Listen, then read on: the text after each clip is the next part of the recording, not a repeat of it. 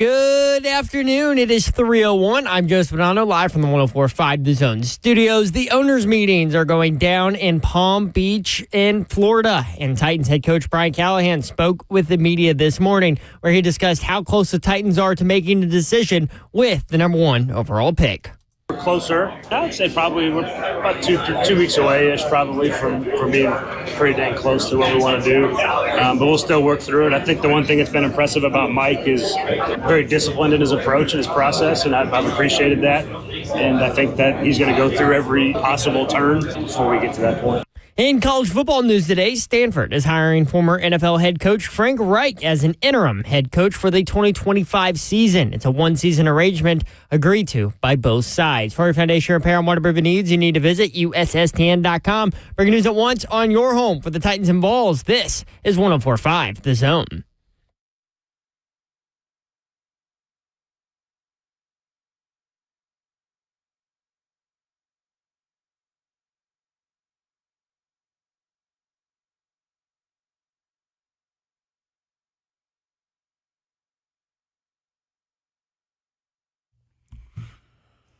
What's happening, good people? Welcome into 3HL right here today on this Monday, Reaction Monday, just from basketball-wise, people. I understand what we got going on. 3HL will address it all today, Babsy. All of it. Every single bit of it.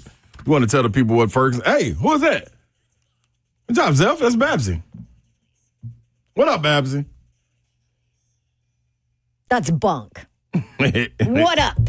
Actually, there's nothing that's bunk for me right now because my Duke Blue Devils and my Auburn Tigers are still dancing. I was gonna say you are in a prime position, Babsy, on both sides of the bracket. Mm-hmm. What if they face each other? Oh my gosh. Yeah. Anyway, we'll worry about that when it comes. Jersey. Oof.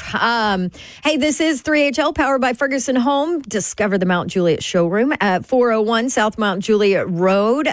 Ferguson Home, where it all comes together. You can check them out. We love them. We appreciate their support of this show. FergusonHome.com. Mayor is off today. Maybe a little early celebration for his birthday. Mm-hmm. Now, his birthday's not till Wednesday. Don't worry. I'll remind y'all. And you can inundate his Twitter feed with happy birthday, year old messages. Yes. But until then, you have me and Slay today. And he's in the building. It's hot. So I figured we don't have Mayor today.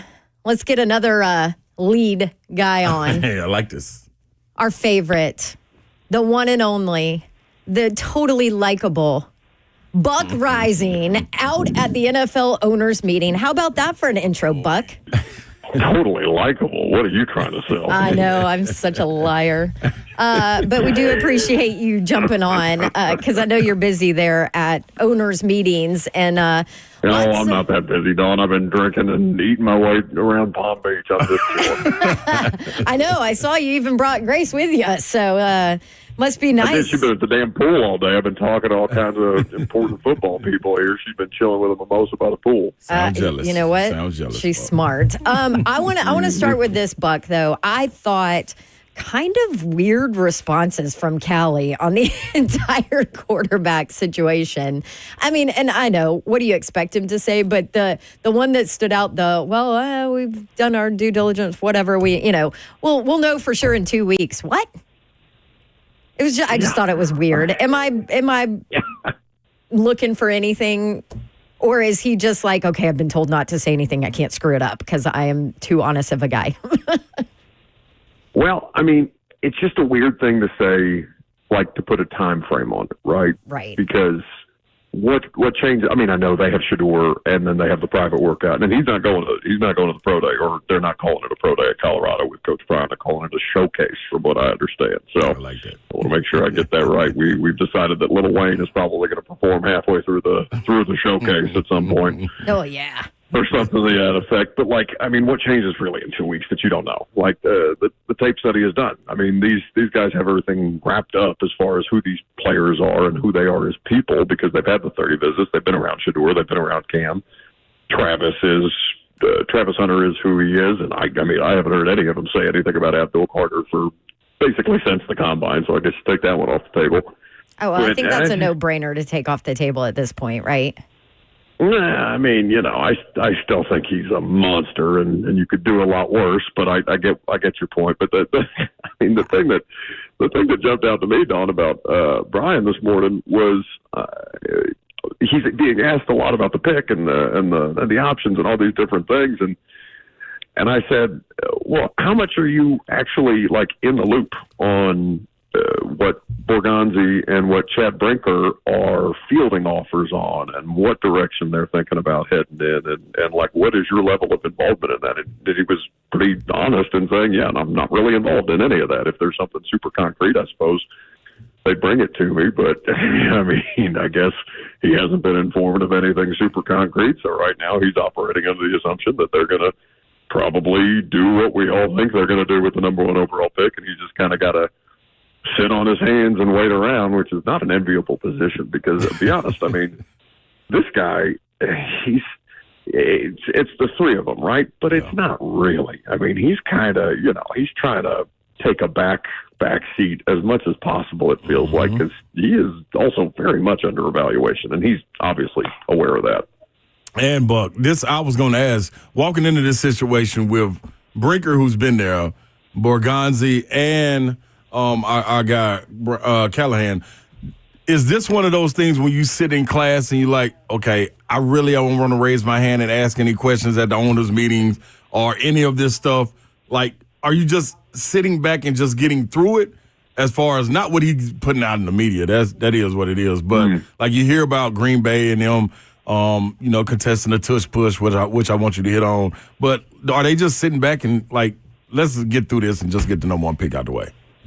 Oh, hell yeah. They're so sick of being the belle of the ball. And I just sat down with Borgonzi a couple of minutes ago and talked about just that. It'd been a month since I had him on at the combine, and I was like, "You sick of this yet?" And he was, he was diplomatic about it, I thought, but still, like they are trying to get through this last month and to the point where they again do the thing that we are all very much expecting them to do, because if they do not, their entire fan base has been conditioned to think that they are. And the only outlier here is that, Cam Ward's party or team, for lack of a better term, representation, hasn't been given any kind of concrete, hey, we're doing this, which is why it's still up in the air. And maybe they can't, and maybe they don't have to. But it's going to be an interesting process. But just like fans have to wait, they have to wait, and we're all just ready to rip the Band-Aid off and be like, all right, give me a quarterback so we can talk about something interesting. Right. Somebody in the chat said Buck's just trying to get through it. Yep. Oh, you're damn right. Are you kidding me? I mean, God, I'm trying to get through it, Dawn, because I'm sick of off season becoming my season. You know what I'm saying? Like, I want to cover meaningful football games. They want to, of course, be a part of meaningful football games again. And they are still a ways away, whether they take, Ward at number 1 or not. They are still a considerable ways away. But this is just the third straight offseason that we're talking about how much more important their offseason is than their actual football season. We're all sick of it. Yeah. Well, hey, listen, I was sick of special teams screwing things up over and over and over last year on all levels and accounts, and then Bones comes in and this special teams unit already looks completely different, right?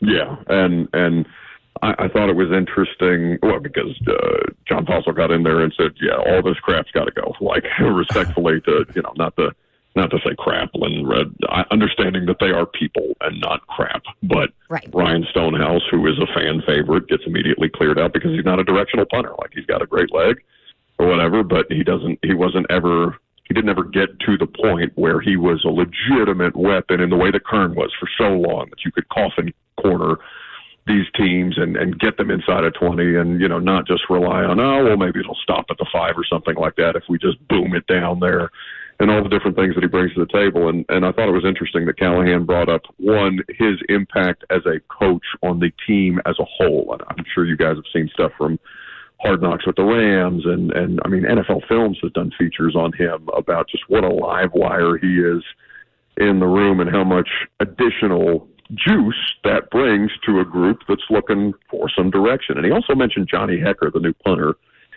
in that category. Now, obviously, you're looking for, more players of greater consequence to play primary leadership roles in your locker room, but they're looking for it wherever they can get it, because they were directionless that way, and a lot was put on Jeff Simmons, and I thought Jeff did as much as he could to kind of fill those shoes, but it was Jeff and Jarvis Brownlee, a fifth-round rookie who's answering all our questions, and Peter Skoronski, a second-year guard who's being talked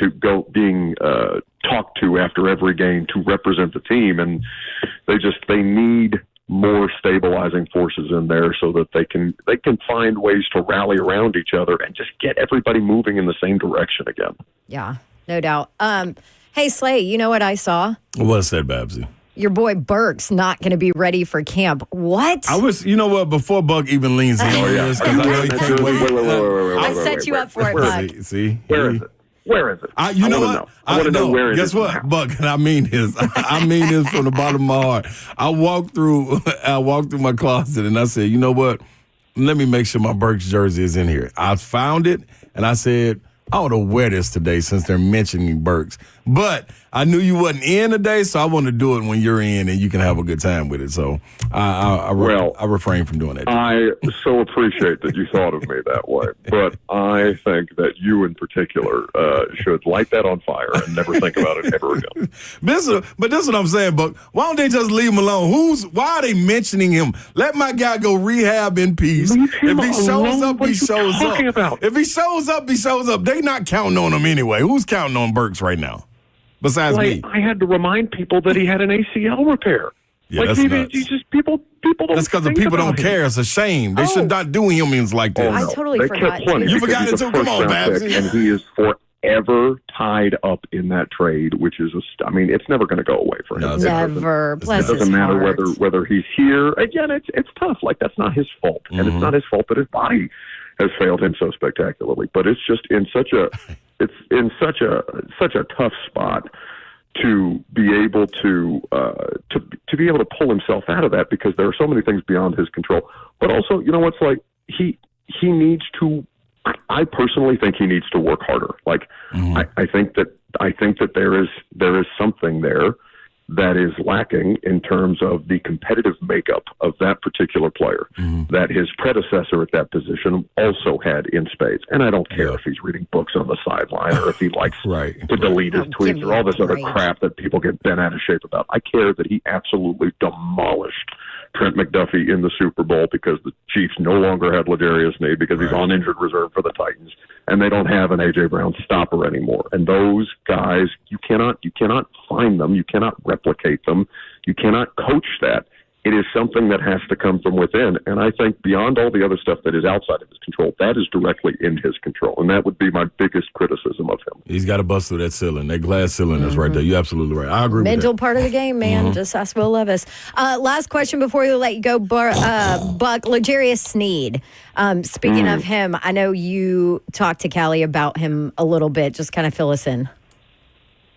Yeah, no, he's not running yet, which, he may never do that outside of a game because he's on that very specific management program. But they said they definitely expect him to be ready to go for training camp. It was a very complicated situation last year, the bruise that became a strain and happened in October. They put him on IR in November. He comes back to the locker room in January. He's talking about bone marrow injections for an injury that I assume was muscle. Not that I know anything about the human physiology and things like that as to how one would cure a quad strain, but I didn't know that a bone marrow injection would be required. And as a part of that process, it was very complicated. It sounded like the doctors had to figure it out themselves in trying to understand why it was so drawn out. But they fully expect him to return to form.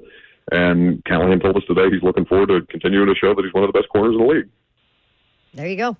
Yep. Make it happen. All right, Buck, thank you so much. I just looked at the good old coach's picture, breaking it down. Good old Andy Reid in his Hawaiian shirt. Callahan looks absolutely miserable. Looks like a hostage. Yeah, it looks like a hostage. No doubt. Yeah, I mean, wouldn't you feel that way with the quarterback situation What right was now? Vrabel's smirk that he had going Vrabel was on? like a smirk, Well, like that's I'm back. why. That had to be the devilish grin I've ever seen. That word that I cannot say. On Yep. SEC And over Callahan's was on my shoulder. flight. Like- Well, he was on my flight on the way down here and just menacing the gosh. entire time.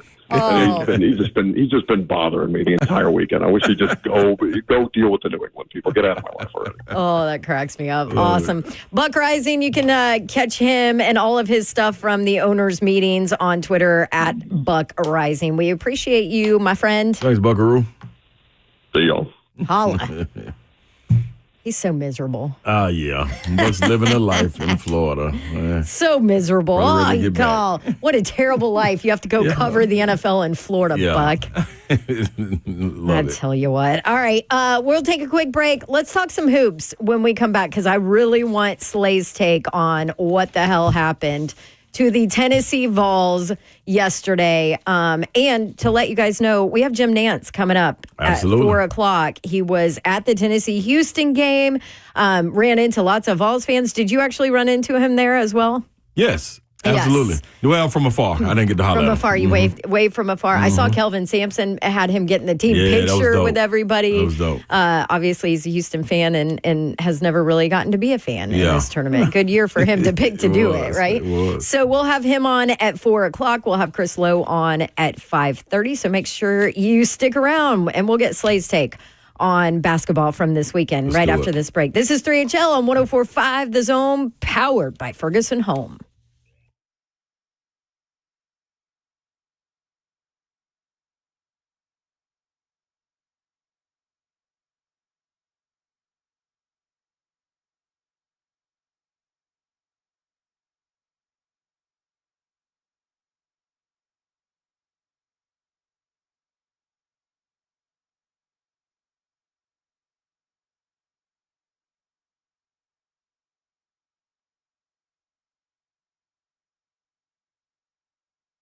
What's happening, y'all? KellamStemCellInstitute.com is where you need to head over to. You probably got some pain in your knees or back, shoulders, ankles, wherever, neck. It could be anywhere. Anywhere the inflammation can flare up, they've got the cure for you where you actually have it. They just extract it and get it back into you where they harvest, where the body's healing cells can attack where that inflammation is. That's why it's your body, your cells, your solution.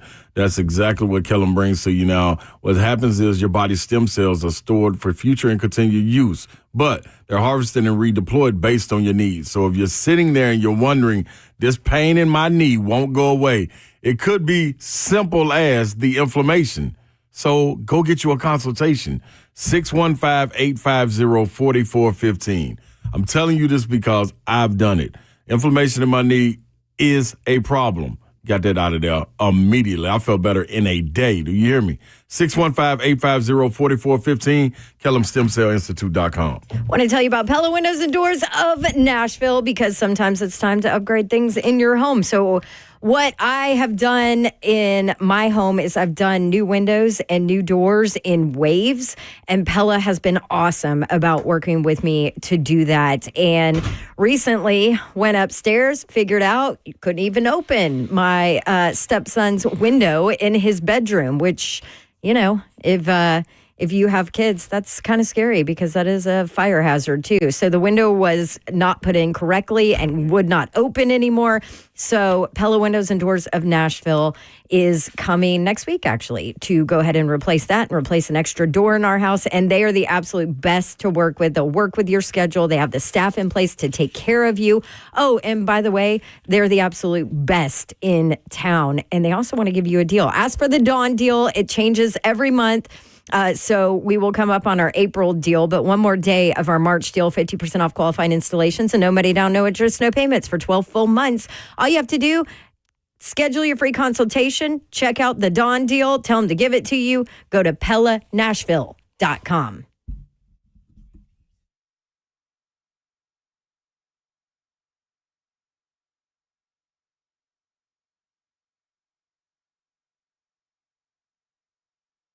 Did you know you're overpaying for your health and wellness products?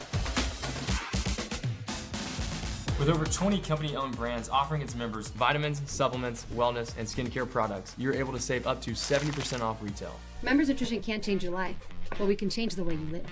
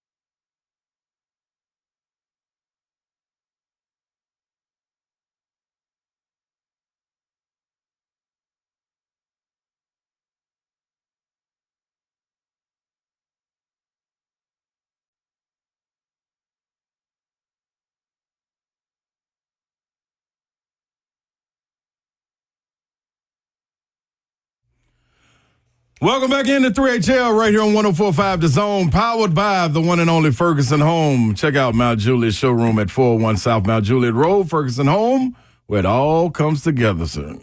Together-son. I'm a Ferguson and together in together. Ferguson, together-son. Go to FergusonHome.com. God, you're really nailing this thing. What's up, y'all? Just nailing it today. Yes. Happy Monday.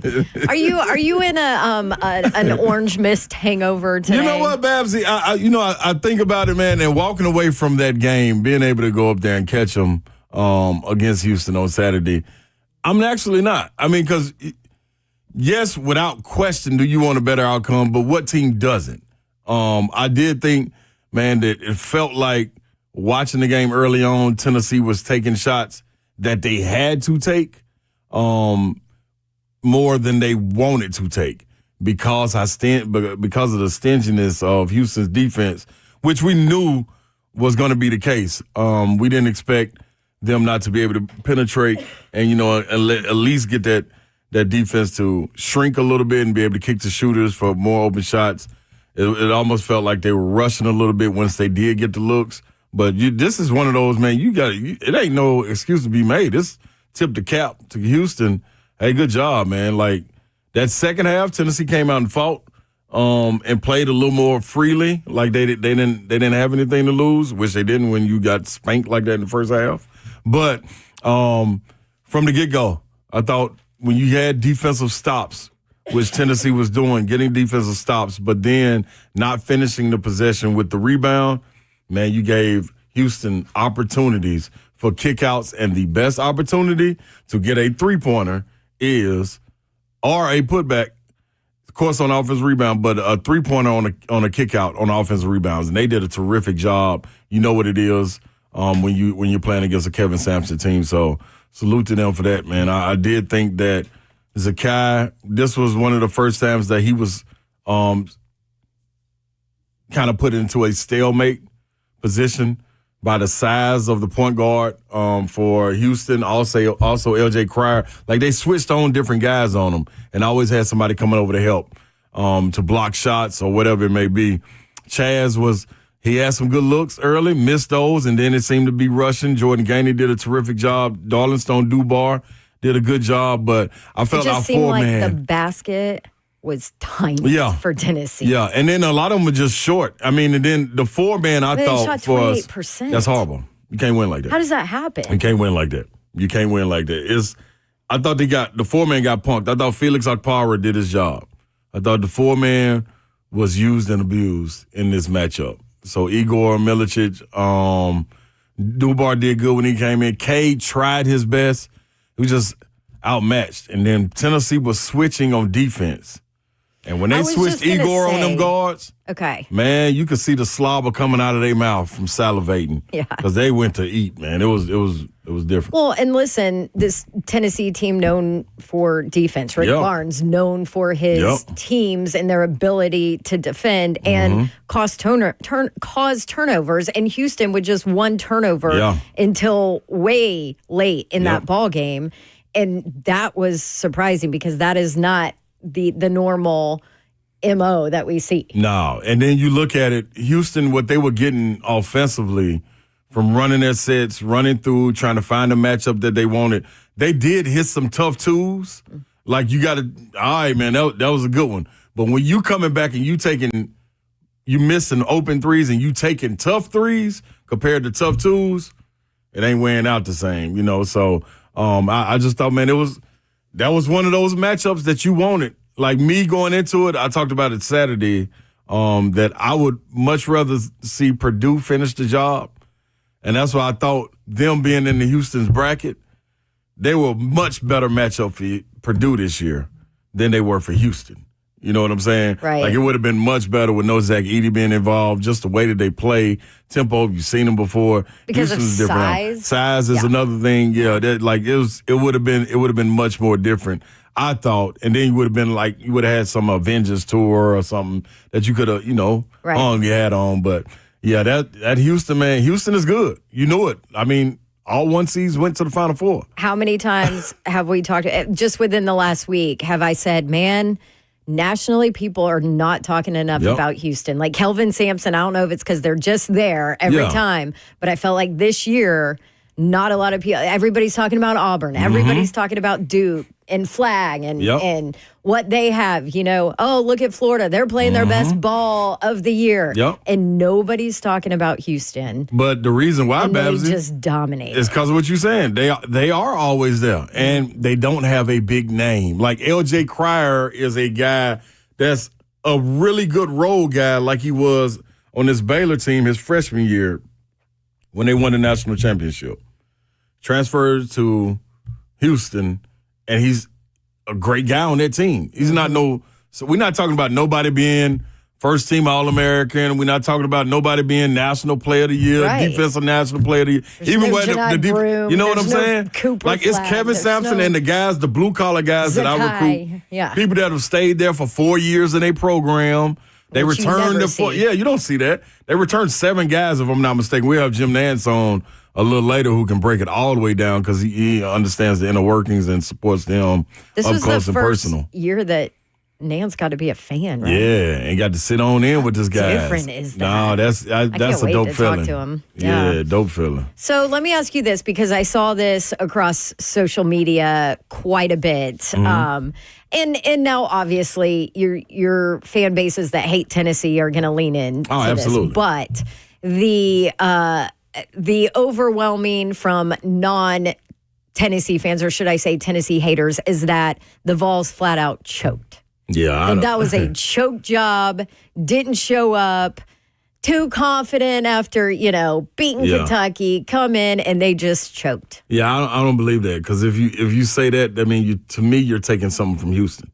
You know what I'm saying? It was like I never thought that if it was one game that I was worried about, it was them matching up with Houston. Before this tournament even started, the words that I said was, man, you got to understand what the matchups are in this tournament. The reason I didn't want them to win number one in the West was because of the gauntlet that they would have gone through.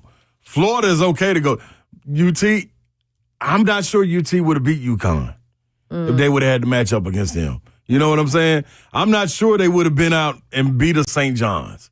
Maybe not. But, it's all about matchups. And in this matchup, and again, in their bracket, it was seeded perfectly. So you were hoping somebody could do the dirty work for you. I don't think it's no way you can do a choke job if you thought that the point that they could get back to is knocking on the door to go to the Final Four. Mm-hmm. That's where they made it to. The teams that were in their way, a team that had their number all year long, they beat them to get to that point. Right. When you talk about confidence, it would be the same. It would be the same thing. If Kentucky fans or if Tennessee fans came on and said, "Man, Kentucky just got out there and choked on the biggest stage." No, they didn't. They gave them some bulletin board material and they ran with it. And Tennessee is a prideful bunch. It's hard to beat a team 3 times. Just part of it, man. The matchups weren't great, and you had a guy in Zakai Ziegler who matched up great with Lamont Butler and won that battle, 18 points and 10 assists. So I think it's the same thing with Houston. I don't think it's a choke job. I think, man, guys miss shots. Mm-hmm. It's as simple as that, and the game can be broken down as simple as that. Whether you make miss shots, power layups. I had a great coach tell me one time, you can win a lot of games, a majority of your games, if you make power shots, which are layups, anything around the rim, and free throws.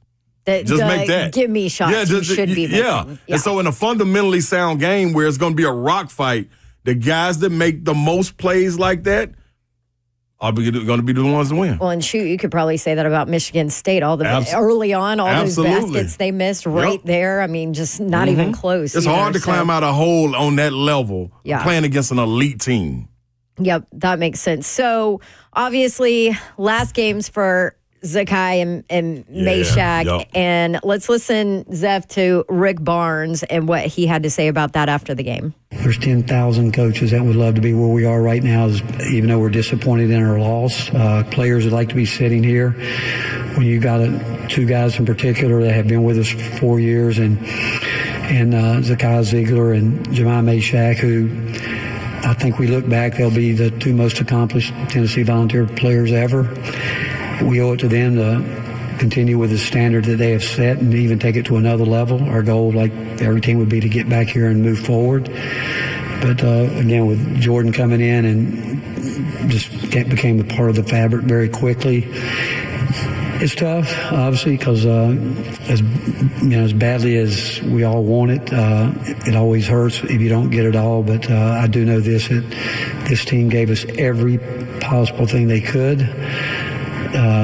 Every day in practice, they represent the University of Tennessee the way we want it represented. And again, I can only count it as a major blessing from God that I've got to spend the time I have with these 2 of these guys for 4 years, and then Jordan for the last 2. That's good. I can dig that. You gotta feel that from Coach Barnes. Very seldom do you get to hear him talk like that about a player, any players that he's had, and he's had some great ones over the years. But it's a little bit of a difference, especially in today's climate, where guys are transferring out. NIL persuades you to leave, but you're able to get guys for 4 years. I think that's what, in reflection to this whole conversation, that's what makes Kevin Sampson so special. Mm-hmm. You know what I'm saying? And look at these guys. If you listen to the veteran coaches talk, Tom Izzo, Kelvin Sampson, Rick Barnes, all up Bruce Pearl, all of them are sharing the same sentiments, man.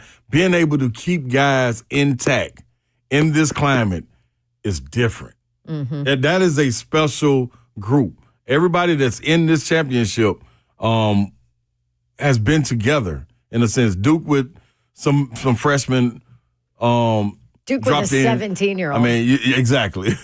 But he even Shire knew. I had to come back and retool my bunch that I already had. Jeremy Roach left. Proctor, you got the keys. Like, you put some guys around them to make it mesh. Florida, the same thing. Walter Clayton, Will Richard, they've been there together. And then when you look at Condon also with them, and then we already talked about Houston and, of course, Tennessee being right there. So, I mean, it's a different day and age. And that's one of the things I want to ask Nantz about, too, man, when we get him on. Like, how special is that? Because I'm not sure in 2 or 3 years, even though I think a lot of things are paying out, not sure we'll be able to see that again. Yeah. Teams being able to keep kids for 4 years. That's different. We'll never see it again. 615-737-1045 is the number. Let's check in with some of you who want to talk hoops. How about Kevin Zeff in Fairview? Hey, Kevin, how are you? Hey, I'm doing good. How are y'all? Good. Good. Well, something Blaine said on the Blaine and Zach show a couple weeks ago about Tennessee, if they didn't make it to the Final Four, that it was time to move on from Barnes because we were just mediocre and couldn't get over the hump. To be perfectly honest, I'm happy with this kind of would I like to win the whole thing? Absolutely. Of course. Every other team, too. I'm happy with this kind of season every year. Give me us being close to the number one all season long and making it to the Elite Eight. I hardly call that mediocre or not being able to get over the hump. Yeah, and a lot of people are saying that, Slay, though, about Rick Barnes. Oh, it's right. This is it. He can't ever win the big one. Rick Barnes can't get to the Elite Eight. I mean, and then, that you say. And then you got to understand what you're talking about. And as far as you're talking about Tennessee basketball, the most relevant they had been, I'm thinking back to my time, was no offense, but that was a long time ago. This is 2000. Like, we talking about 25 plus years ago. Holy moly. We talking about the Sweet 16. That was, woo! Well, we on our way. We turn in the corner. Then you dip. Then Bruce Pearl comes. You get to some Sweet 16s, some Elite Eights. We were hanging our hat on it. And then you dip again. Now look where the conversation is. You're going to Elite Eights back to back. Consistently. 3 Sweet 16s in a row. You're challenging for regular season SEC championships, tournament championships that you know we was going to be out first or second round. Like, we ain't had no time for that. We were going to get a double bye. Let's get on out there and get for the tournament. But you're getting players of the year. Like this, the bar has been raised. So don't get it twisted on what Rick Barnes has done. And I'm not telling people to be satisfied, just like he's not. And there's a reason he continues to go back. But understand where you're expecting your team to be at every year, because this can really change overnight. Now, I think Danny White will do a terrific job when Rick Barnes decides to walk away. But right now, man, y'all better enjoy this. Every team in the country ain't getting this. I can promise you that. Let's, before we go to break, let's check in Lebanon. Bill in Lebanon was at the game. Hey, Bill. Hey, Dawn. How are you? You're trying to control your smirkiness today, aren't you? No. Oh, yeah. No, not at all. First 5 minutes of the game, Meshack misses 4 free throws, which he's been on a roll shooting free throws. Yeah. Lanier can't catch the ball. You saw Gainey want the spotlight. He embraced it. I mean, he's really the only one that just really stepped up, in my opinion. Everybody else kind of shrunk. Like Igor was non-existent. And, Barnes has kept trying to rotate people in and out and never found nothing. I mean, they just need more. They just need one more player, in my opinion. I mean, they don't have a Pettiford. Like when Broom goes down, Pettiford steps up, or, 31, whatever his name, Johnson steps up. I mean, we don't have that. If Lanier and Ziegler don't score, they're not going to win, and that's just pure and simple what happened. Yeah, I don't agree with them shrinking in the moment. There's no way you can walk into any practice that they've been in and you tell them, hey, man, you just shrunk in the moment. You missed shots. That's one thing. It's one thing to miss shots like they did. And it was one instance when Zakai drove and kicked it out to Chaz, and he was deep for three, and the ball slipped out his hands. But that ain't, that ain't. I can't go for that. Not from some guys that you know that slapped I'll give my all for Tennessee day in and day out. I ain't gonna let nobody talk about him like that. That ain't real. You talking about the third team All-American, defensive player of the year, the guy broke Chris Lofton's record in Chaz Lanier. That ain't gonna work. All right. Appreciate your thoughts, though. We'll take a quick break, and when we come back, we'll talk about chalk. All four number one seeds make the Final Four for the first time since 2008. I want Slay's take on which one of my teams are going to win it all. That's next on 3HL 104.5 The Zone.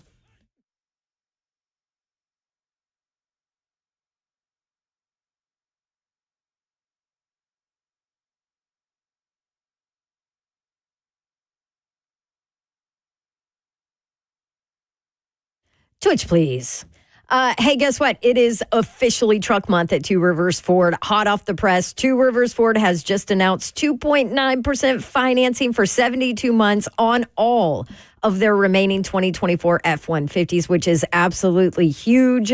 2.9% APR for 72 months when you finance through Ford Credit. And I'm going to tell you right now, Two Rivers Ford has hundreds and hundreds of trucks that there was no question I was going there when I wanted an F-150, but they have over 200 F-150s still in stock, which is the largest stock anywhere. And they're phenomenal. Non-commissioned sales team will make sure to find you exactly what you're looking for, and then they'll help you, through the process. If you have never owned a truck and you have no idea what you're doing, and they'll help you fall even in love even more with your truck. When it comes to price, Two Rivers Ford sells at invoice. It's that simple, and it's that great of a deal. No hassles, no haggling, no bait and switch. You get a great price on your new truck from Two Rivers Ford, and take advantage of truck month savings. Today's the last day, so call them, go see them. It is truck month at Two Rivers Ford, the South's most trusted Ford dealer. We've got the trucks, all the trims, all the towing, all the bells and whistles, and all at Truck Month Savings. Two Rivers Ford is Ford Truck Central.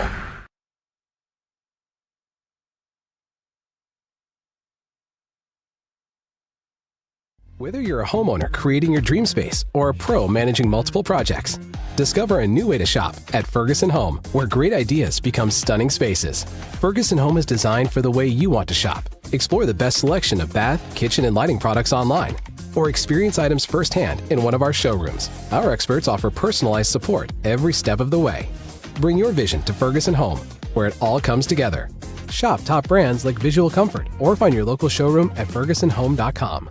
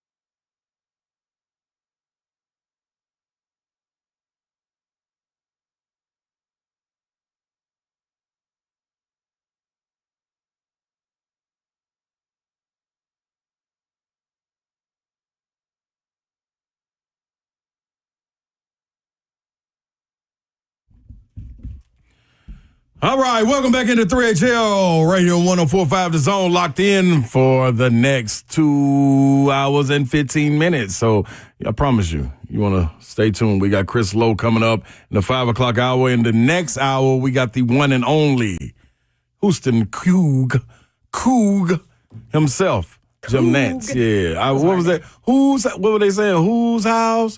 Coug's house. So that was pretty cool little chant they had going down there. I'm going to have to see if he'll repeat that, Jim Nantz will. Houston is close to San Antonio, right?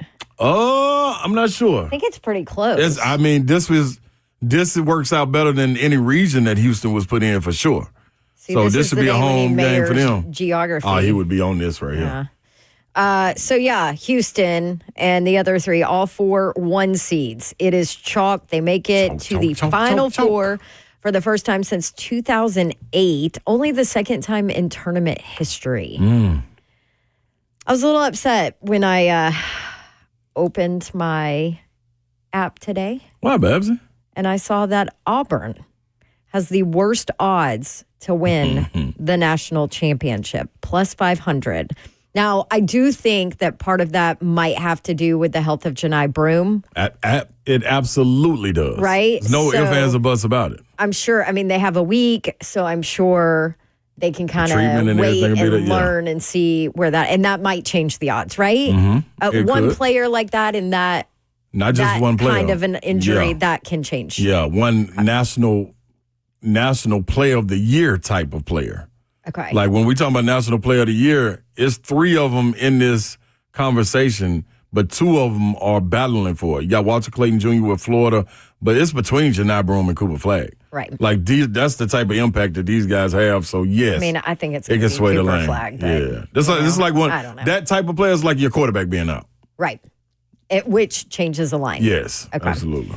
Houston plus 400, Florida plus 300, Duke minus 110. So the Duke Blue Devils, your favorite to win the national championship right now. And Duke gets Houston. Duke opens up as a 4.5-point favorite, Slay. Obviously, as Zeph says, high caliber offense versus stifling defense.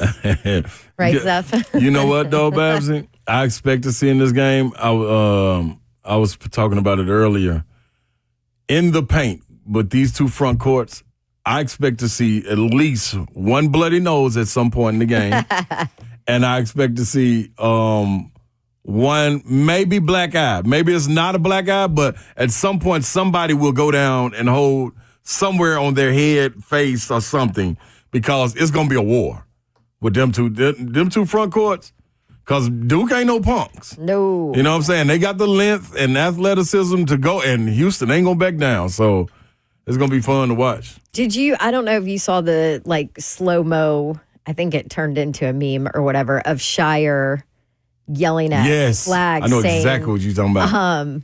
About don't leave his feet?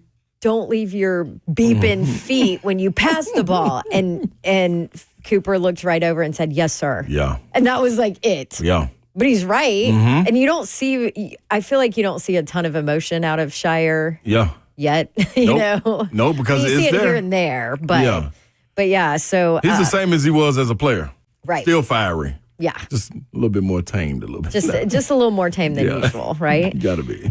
So I think that's an interesting matchup. Does Duke match up better with Houston from that standpoint than the Vols even thought about? Oh, ain't no question. Yeah. It's no question.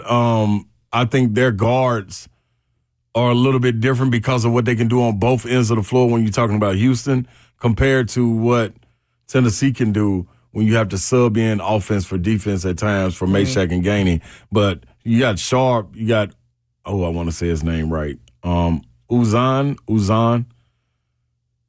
Uzan for Houston, the other guard, and L.J. Cryer. All of them can defend, in your jersey defend, and all of them can score and break you down. So it's gonna be interesting for Knipple, Tyrese Proctor, and Silent James.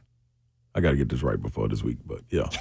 Speaking Zion James, that's it. What are you doing this week? Fill everybody in. Where can we see you? You can see me, Babsy, at the Final Four. I will be there doing the the college three-point contest and the college dunk contest that'll air on Thursday on ESPN. And then we have coverage Friday, Saturday, Sunday, and Monday of the Final Four. So all the way in San Antonio. The sleigh ride going to San Antonio, baby. I love it. My first time going to a Final Four, Babson. Ever. Really? Ever. Because you would, immediately after you played, you went I went overseas. Or NBA overseas. So you were So when never I came back, back, I always said, if Tennessee's not going or I'm not coaching in it, I'm not going. I never had an idea that I would be working it. Well, now you have to. Right. Exactly. Would it have been even cooler if Tennessee could have pulled it off? I don't know how I would have held my emotions together for that one. I'm not sure you would have. Okay, so this dunk 3-point contest, Yes. whatever. Are they giving you full reign to be Slay? I am Slay. I told them. Lord, have mercy. Yeah, you don't want to miss this one. There will not be a roof. I asked, is there a budget for headbands? Because what I'm planning on, I told my guy, David Seisler, I told him, listen, I need a section of about 30 people with headbands. So if y'all ain't gonna go get them, I'll go buy them and I'll just put them in the expense report. But we're going to have the headbands right there in my section. Store and find a bunch. I'm telling you. And at the end, Babsy, we all going to flick them. We're going to flick them on the court. 30 headbands at least. I love it. Yeah. Full sleigh ride. Well, we'll talk. You're going to try and hop on while you're gone here and there. So we'll get your full take on whatever's going on. Hey, before we go to break, I have a little Tennessee Lady Vol news. Okay. Kim Caldwell has agreed to a contract extension through the 2030 season. Bet she did. A 5-year contract extension. It's all verbal now, so they haven't signed anything yet. Haven't been signed yet. Okay. It has been agreed and posted by the official Lady Vol account. All right. Well, hey. Good job for Kim. I did see her tweet, which I thought was super sweet, that said something like, God knew how much I needed this team this year. That's crazy. That woman had a baby in the middle of the season. In the middle of the season. That is. Raising a baby. And that team was able to do that. That's back at practice. Unbelievable. We just heard from Jim Nantz. Yes. What time is he coming on? 4:30. There you go. We got a time.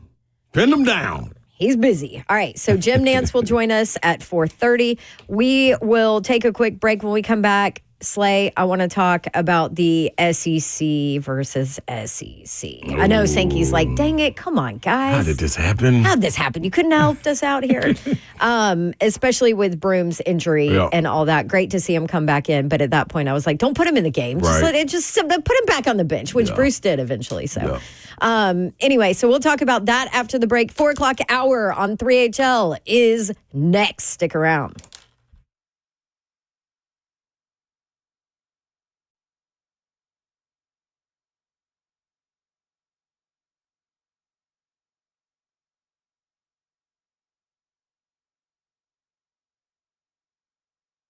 All right, y'all. Listen up. I'm telling you right now, PAI Medical is where you want to go. RegrowHair.com. Slid over there today and got my little 45-minute treatment, the laser or PRP treatments. You can do either one for men or women. It's just sitting there. You sit under the lamp. You get on in there, get some work done. While you're sitting there, 30, 45 minutes, boom, you're out. You're gone. See them in 2 days if need be. Just it's up to you.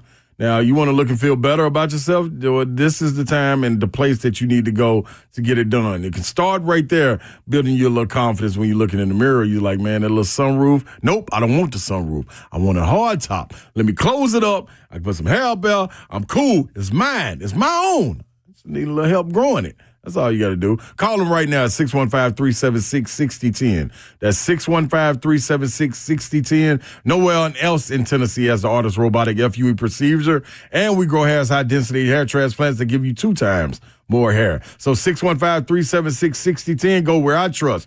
WeGrowHair.com for your free consultation right now.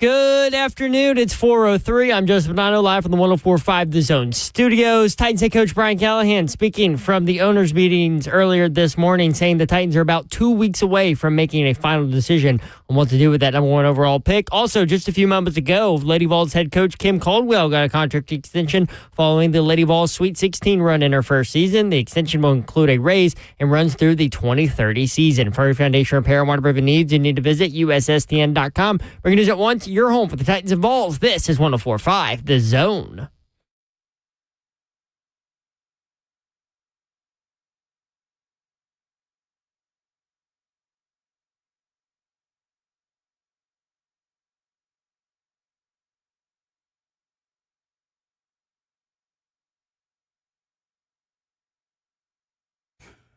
Welcome into 3HL right here on 104.5 The Zone. You're in the 4 o'clock hour, and we are powered by 3HL and Ferguson Home.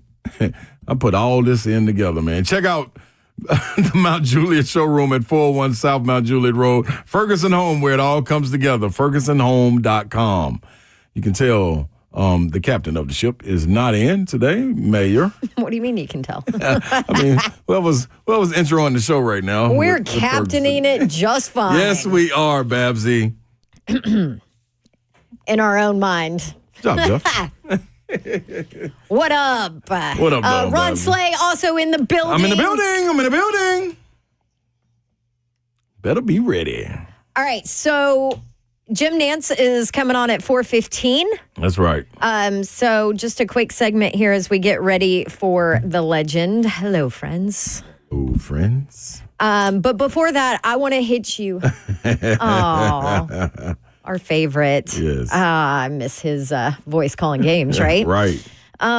Just not the same. Okay, real quick though, I want to hit you on Florida Auburn because obviously with Broom's injury did come back. And you know it's funny, your guy Crean Tom did the Crean. radio broadcast, and he on the broadcast was like, "Oh, I just his dad just got the thumbs up from somebody, turned around, gave mom the thumbs up, blah blah blah." So he's like breaking injury news while he's calling the radio broadcast. Coach. And then of course Broom comes back out, but Florida opens as a favorite over Auburn according to FanDuel, 2.5-point favorite.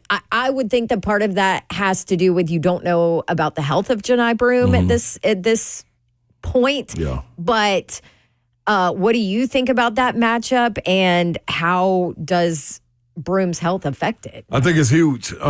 Just from the simple fact, you remember early in the season not even early, it was towards the latter part of the season when Florida kind of, put the stamp on them being who they are in the SEC and nationally, the way they played them in the jungle. It was, one of those games where you like, oh, wait a minute. It was almost to the point where it was a little embarrassing. It's almost like we need to get some get back.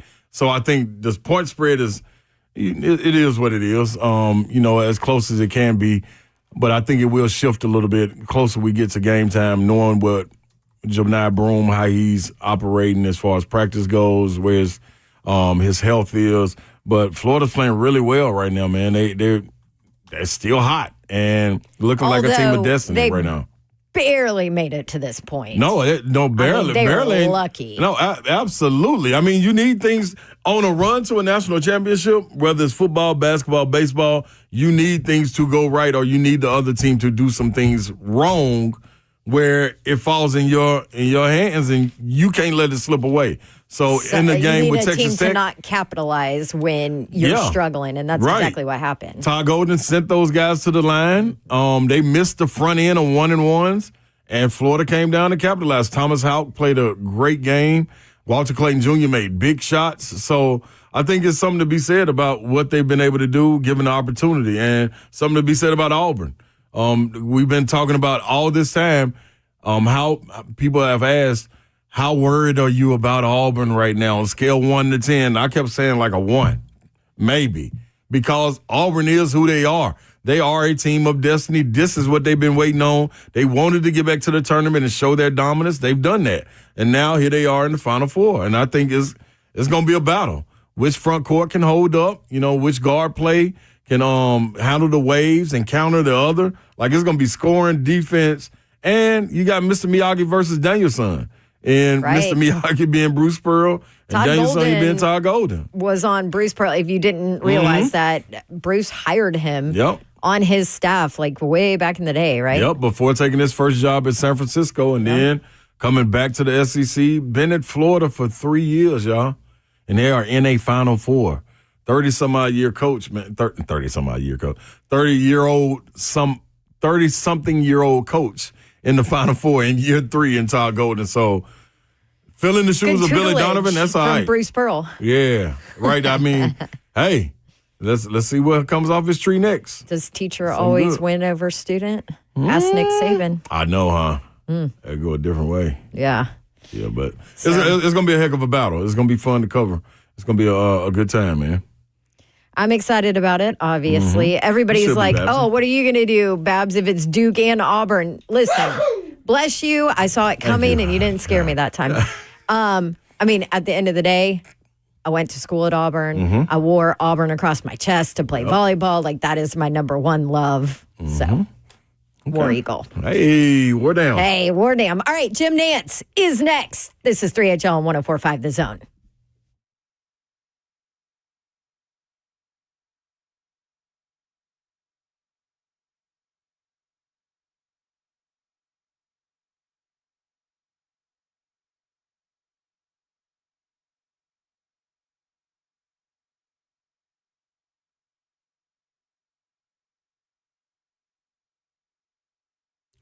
All right, ladies and gentlemen, boys and girls, parents out there all around the world, I'm talking to you right now. Listen up, huddle up. I need to get close so I can talk to you. You need to listen to this. It always comes a point where you have to take away pulling the reins, and you just got to let them go. You got to let the kids be the kids, man. They're growing up, they're maturing, and when you go get that first car, it's something that you got to do. It's a number that you need to give them. And that's bar dorm injury law. You need to make sure they remember and memorize this number, 615-242-9000. Why? Just in case. I mean, just in case. We all understand that telling kids like, hey, man, be patient, understand, keep your head on the swivel, don't you be the one, don't text and drive, don't do any of that. But if you get in an accident and it's somebody else that hits you, you need to be prepared. Blair Durham has the team for you. Bar Durham Injury Law. They take care of everything from the moment you call to getting the compensation you deserve. So save this number, 615-242-9000, just in case, and let Bar Durham Injury Law fight for you.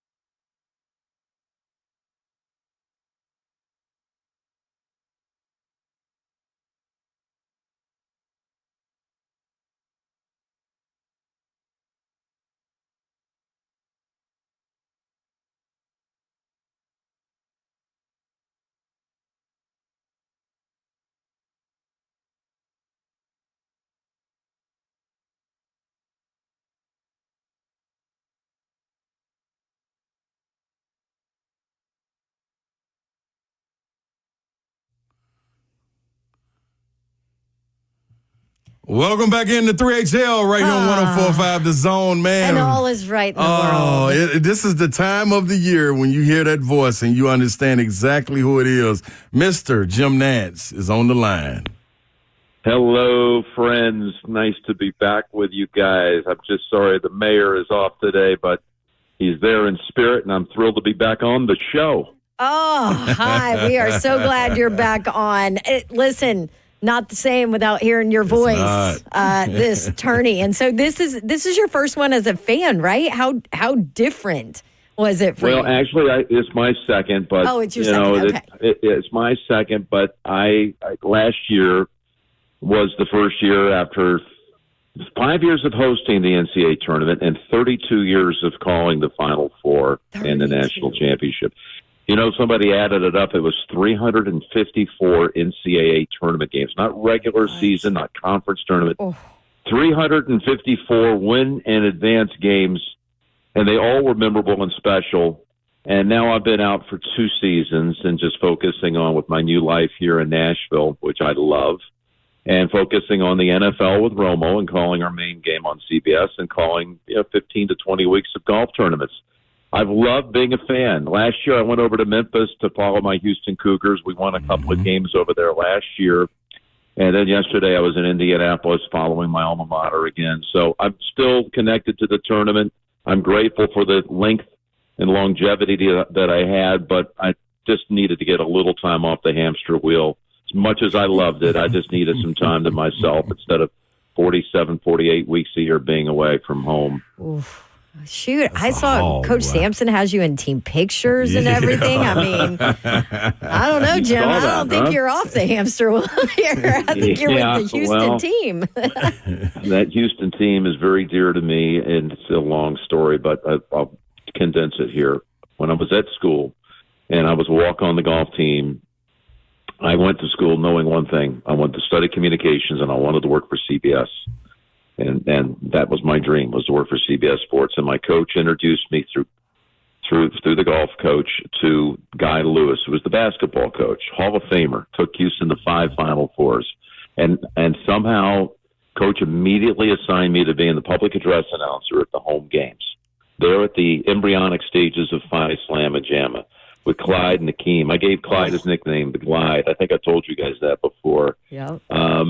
And then I hosted his coach's show as a student on the NBC affiliate. So it became my avenue into television and into the industry. Came through the Houston basketball program, and I've always remained close. Along with my college roommates, Freddie Couples and Blaine McAllister, we endowed the first ever basketball scholarship in perpetuity at Houston. So our point guard, yesterday you saw him, number 7, Milo Suzanne, he's on the Three Amigos Scholarship. And there have been, of course, others to follow suit. We wanted to lead 3 golf geeks. We wanted to show the athletes that had made it big that you come back and you do this kind of thing for your school and you take a scholarship off the board forever. And we did that. We did the very first one. And there are other ways I've stayed connected to the program, and it's just very personal. I'm honored to have a banner in the Raptors at the Fertitta Center, our home games, that they shocked me with last year to commemorate my 32 national championship calls. So this is the one thing I really have that, that little boy inside of me where you just are a fan and the love for your team, it just comes pouring out of you. And that's what I feel. I love it.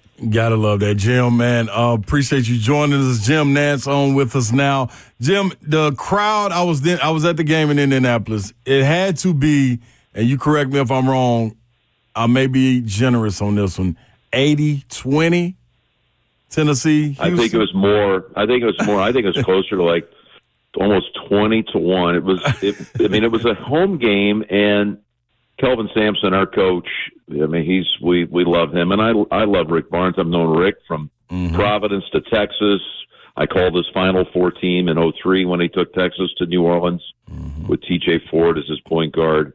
But we did a good job of getting the crowd kind of out of it early and establishing a presence early. There was going to be a run in the second half. You knew it was coming, and man, when the couple of threes were popped by the Volunteers, the place was stirring, and somehow the Houston team came back down and popped a 3 right back to answer it, never let them get closer than 10. But I want to say this. I'm sorry I missed you first off yesterday in person. I really did. It cross my mind that you were probably there, but Lucas Oil is a big stadium, and I couldn't find you. Yeah. But the other thing, this is an observation. This was really my impetus to call you guys today. I'm an observer, basically, as my world. I'm an observer, and I tell people what I see. And what I saw yesterday out of the Tennessee fans really left an impression on me that I wanted to tell your audience about, because I'm around fans all the time. And they were so kind and generous, and not because they were pointing these comments in my direction. I had other people at Houston say they could not believe how classy the Tennessee fans were in defeat. And I wanted you guys to hear that. It made me very proud, even more proud, to be a resident here. Repeatedly, as the volunteer faithful were leaving and their hearts are broken, trust me, I know that feeling very well. They would look up at a Houston fan and say, "You guys played great today. Good luck at the Final Four. We'll be pulling for you." It was constant stream of comments like that as I hung around after the game yesterday, I heard it from other people just openly talking about how generous the Tennessee fans were to the Houston fans in defeat. I'd only really experienced it one time in my life. Now, I see it again. NFL stadiums, I haven't sat at Nissan except for a couple of preseason games. I have not sat in the stands. But in NFL games, people get pretty raucous. There's a lot of yelling, taunting, all that kind of shenanigans. Mm-hmm. One time, I happened to be at West Point. Houston was playing Army. And we happened to win that day like 34-0. And it was a dominant performance. And I had several people from West Point, some people that I knew that were part of the academy. And they came back to me and said over and over again how impressed they were by the way the Houston people behaved, the fan base. And it left a major impression on me as someone that covers sporting events. I took that story back and I told that at Houston. I go back and speak to the teams at the athletic banquets, et cetera, et cetera. And I told them many times about that experience at West Point, how proud I was of our university and our fans, that's what they were saying at the U.S. Military Academy. And until yesterday, I had never really heard that kind of talk in the air. But I heard it yesterday from the Tennessee faithful on the way out.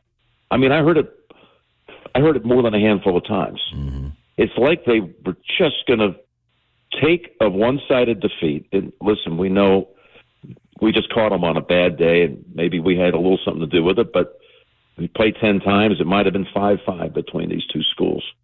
And anyway, just made me, as a Tennessean now, very proud. Brandon in the chat, Jim said, "Hey, someone thinks we're classy." Slay, did you keep it classy? Listen, you really, when you make it to this elite level, this is what I was explaining earlier. When you make it to this elite level, it's a tip of the cap. Like, it's mano a mano. Yeah, it's one of these games you're not going to see a lot of deficiencies, and if they are, they're going to get a light shined on them that is hard to recover from, and I thought that's what Houston did. But so to answer your question, Babsy, yes, I was classy. But I do want to know this, Jim, about Houston. In the climate that we're in today, we hear Tom Izzo talk about it, Rick Barnes talk about it. We talked about it earlier today, and definitely Kelvin Sampson talk about it.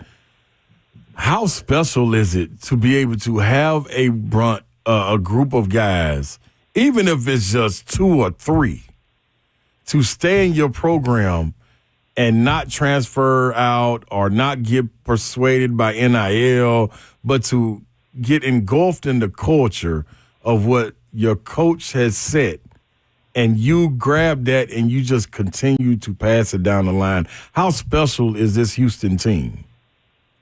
Slay, I'm so glad you brought it up because I walked on the floor yesterday after the game, and next thing you know, I had 4 media members, asking me questions at one time. I felt like I was holding a post-game press conference, and I've seen the results of it today. And I was not mentally thinking that was going to happen, but we live being prepared to improvise and let my heart pour out a little bit, because we do live in an era of college athletics that if you've been raised on college athletics, and all of us on this conversation right now, I know feel the same way. Mm-hmm. It used to be a whole lot different than it is now, before the portal, before NIL, and we're not happy with the direction. Most of us don't love the way it feels today, where your players are on 1-year contracts and the season ends and they want to test the market, and it's the new reality. Right. And let's be honest, we all have to play the NIL game, as bad as it is. I don't get it. I mean, I'm not a fan. I think it needs to be regulated somehow. I don't know how that's going to happen, but it seems right now like it's not governed at all. But yeah, even Houston, we have an NIL fund. Mm-hmm. And, but having said that, this team, I can only speak to Houston. I can't speak to Tennessee. Right. It's a very loyal bunch. They are buying everything that Kelvin Sampson is telling them. It's a family atmosphere. Kelvin's son, Kellen, is this heir apparent. He's going to be the next coach whenever down the road Kelvin decides to retire. Hopefully it's years down the road. Kelvin will be great. Kelvin's daughter, Lauren, is basketball ops head. Karen, his wife, has the team over for dinner all the time. There's a close-knit group there. And we went out and got one player this year through the portal, our point guard, Uzan from Oklahoma. Mm-hmm. But everybody else stayed. L.J. Cryer, this was his 3rd year there. Juwan Roberts, he had a COVID year and a redshirt year. This is his 6th year. He's a man, and he could have left. Yep. And it goes right down the road. The roster. We've got players that could have jumped.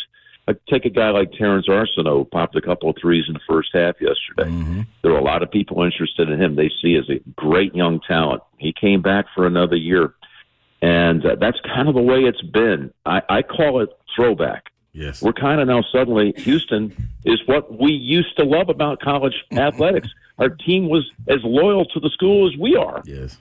Now, sometimes it's a little distressing. We don't feel like we're all in on this together. We're rooting for the orange and white or the red and white, but at the end of the season, I'm looking to go somewhere else. That's hard for a fan. It is. And with the Houston basketball team, by and large, we don't have a lot of one-and-dones. We had one a few years ago. Jerace Walker, he was in the stands yesterday. He plays for the Pacers. He was a gifted 5-star recruit. But that's really rare for Houston. We don't take guys that are usually the 4 or 5-star recruits. The guys that are on this roster here, one of them was decorated, L.J. Cryer. He was a 4-star. The rest of them have been developed through Sampson, through Kelvin and his staff.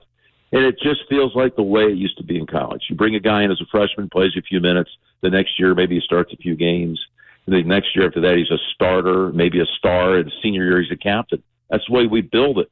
That's a rare. In this NIL portal college environment we live in now, the country should throw its arms around this team and say, hey, I like this team. They're bonded, and they're loyal. Mm-hmm. No doubt. You always talk about how important experience is in this tournament. I mean, you've called so many games and you've seen it play out and how key that is. When you look at these, I mean, we're chalk here with all 4 number 1 seeds in the Final Four. First time since 2008 and only the second time in tourney history, which is crazy, Jim. But you look at Houston, how much can that experience help? Obviously, Duke, the favorite to win it all. Houston at plus 400 now. But that experience, that family, that tightness, that closeness, all of that, how important is it for that group? I think that I like the matchup. Really, I like the matchup just because our team is connected and knows how to win. We've now won 29 of our last 30. We lost a couple games at the start of the year when our new player, Uzan, I mentioned, broke his nose in camp, played timidly the first few games. We lost Alabama blowing an 8-point lead with 2 minutes to go. lost a game in overtime to Auburn. We were 10 up with 2.5 to go. Yep. Games where we didn't have that but late game experience to close it out, as Milos was learning how to, work into the Houston system. But we're always the team that people look past, and I get it. Look, I called all of Duke's 5 national championships. I've been around that program second most than my own school, Houston. All of Coach K's glories, his first Final Four, I was there. His back-to-back championships, all of his last game. So I know how mighty Duke is, but they're going to run into a group that doesn't care, that always plays the role of the underdog. Slay, you brought it up. We were at a regional. We're the 1 seed, and we've had 2 road games.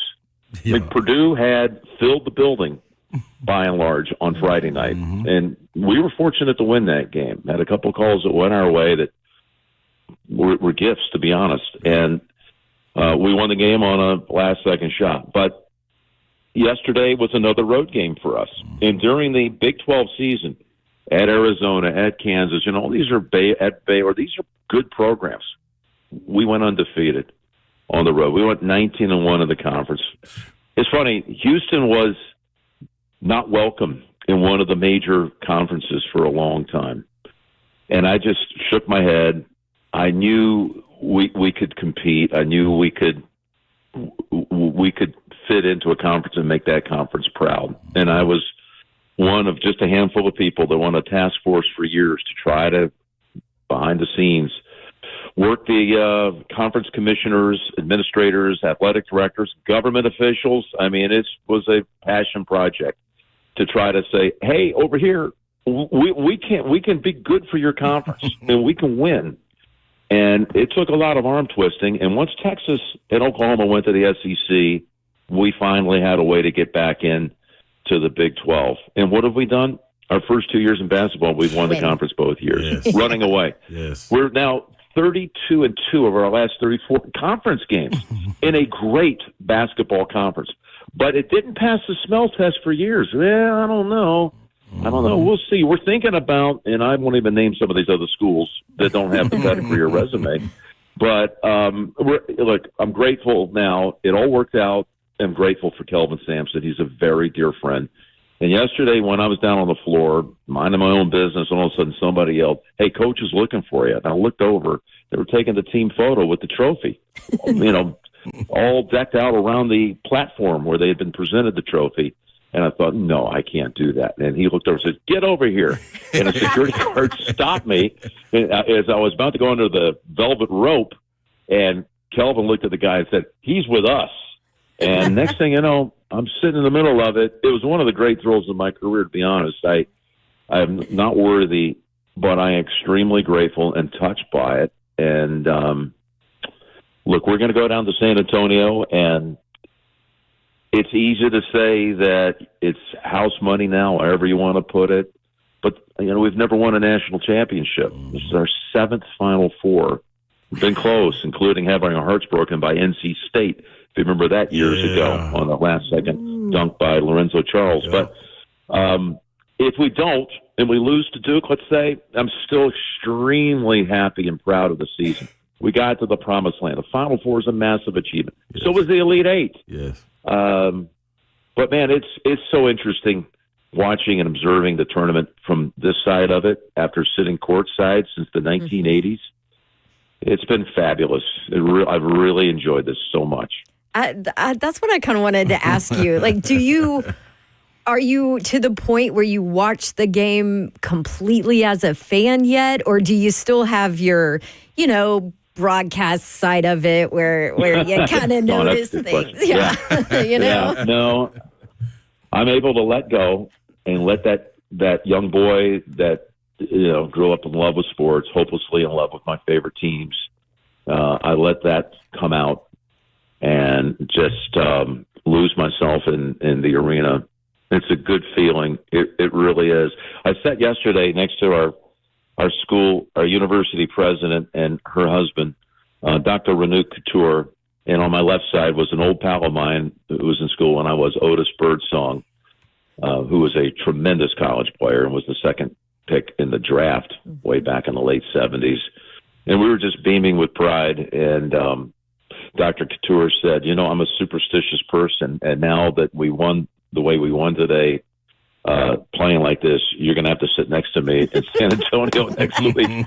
So I said, okay, stay the same. I can sign up for that. But, we played 37 games. I'm not exaggerating. Every game you can find on like ESPN Plus or whatever the outlet is, and they're posted. You can find them.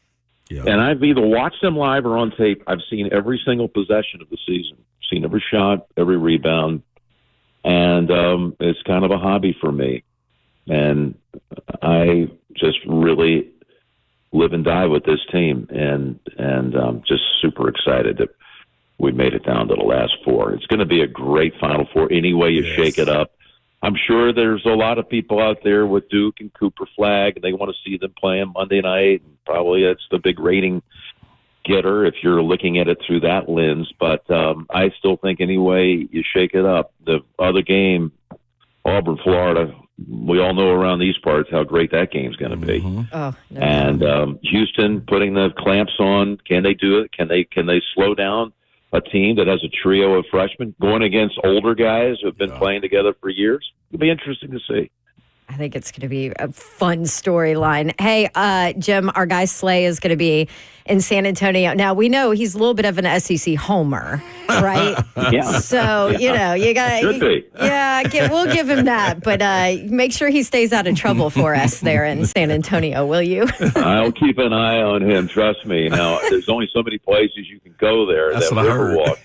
It is I called, 4 Final Fours in the Alamo Dome. And I think it might be that Indianapolis and New Orleans were my favorite Final Four cities. I always believe this event should be in a gathering place where you can walk out of your room and walk to the arena and mingle with the fans of college basketball. And you're centrally located. Indianapolis is an amazing city, the way it was constructed for sports. With that in mind, with its hotels and restaurants and the arenas downtown, I mean, they nailed it. But San Antonio gets this event every 6, 7, 8 years, and it's a special place. So, Slay, I don't know how much time you spend around there, but you're going to love it. It's really something else. Talking about these great Final Four cities, let me put in a word for us. We're going to get in this rotation. Yeah. And with a great group of leaders in this city, and I'm certainly not putting myself in that category, but maybe with some of my past experiences around the league commissioners, the head of the NCAAs and the NFLs, et cetera. I'm on that task force that has a great group of people, including former Governor Bill Haslam, and I'm proud to serve. And when we start getting into this rotation for Final Fours and Super Bowls, trust me, the first thing that everybody's going to do, whether it's the NCAA or the NFL, they're going to be looking at their calendars and saying, how soon can we get back? We are going to be one of those desired, must have it on your calendar. Part of the rota is going to be Nashville. I have 100% faith we are going to knock it out of the park, and we're going to be a regular presence in those 2 big events.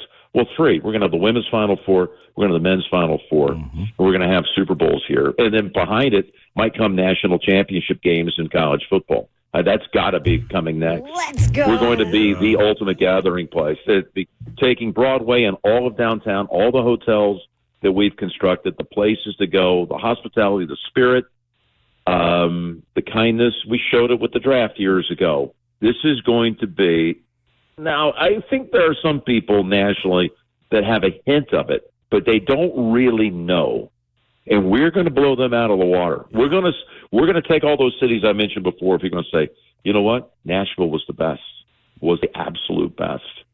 Preach it, I love Nantz. that. Preach it. I love Jim, it. Nashville ain't got no roof. It's going up. It's going up. The thing I love about that, Jim, I love how you continue to say we. You're engulfed in the city, in the community. That's what it is. I appreciate that. You're a great ambassador for Houston as well. So I got to test you real quick before I ask you this next question and let you go. I was picking up on the chant, and I need to make sure it was going like I thought. So let me see if you can finish it for me. Whose house? Cougs house. I got it right. Yeah, okay. we're the Houston Cougars. Go Cougs. Yeah. I love that. Yeah, I love that. That's a chant that echoes through the chambers of the Fertitta Center, our home court. So yeah, that's one of many that we have. But we're 200 miles from the Alamo Dome. And I don't think it's going to be blanketed in red, because the tickets are evenly dispersed to the schools, and you know how it is. But we'll be well represented there. It won't be a road game, and maybe that's unfortunate for us because we rise to that occasion. Yes, I do. But it's going to be a great scene, and I'm just now got another thing to look forward to. I get to look after Ron Slay while I'm running around San Antonio. well, I know one thing, Jim. You batting Jim Nantz 1,000. and Ron Slay, watch out. You gave us Commander's Palace, and I told my brother Ramon that was so the good. best steak I've ever had. So you batting 1,000. You got your work cut out for you, big guy. Well, you got, I remember you guys are down there, and that's one of my favorite restaurants in the world. They talk highly of you. Class. They love you, Jim. I'm so glad you liked it. Yeah.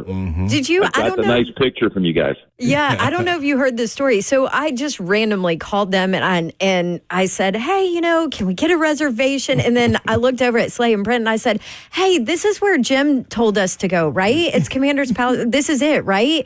And the guy on the other line said, well, if you're talking about Jim Nantz, yes, this is it. Oh, my gosh. Sure did. That's a guy's name, I didn't even name drop you, I'm so glad Jim.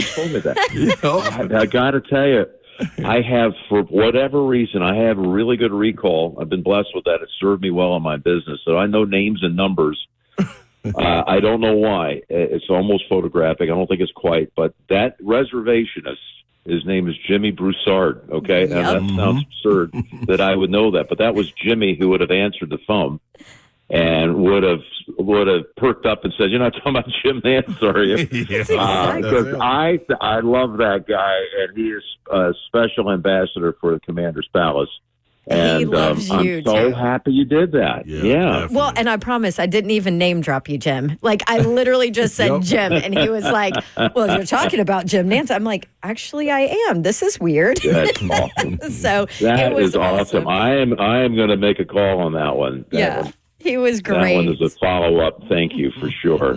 That's so super. They were wonderful. Well, a guest unlike any other, Jim Nantz. We always appreciate you so much. Thank you for that. Yes, our 3HL family absolutely adores you. And, I cannot wait for Augusta. It's going to be awesome. We're almost there. Yeah, we're almost there. My Cougars, if we get to Monday night, they're going to delay my arrival time. But I think that'll be okay. All the while, I have the contingency plan. If we're not in the Final Four, I will be there on Friday.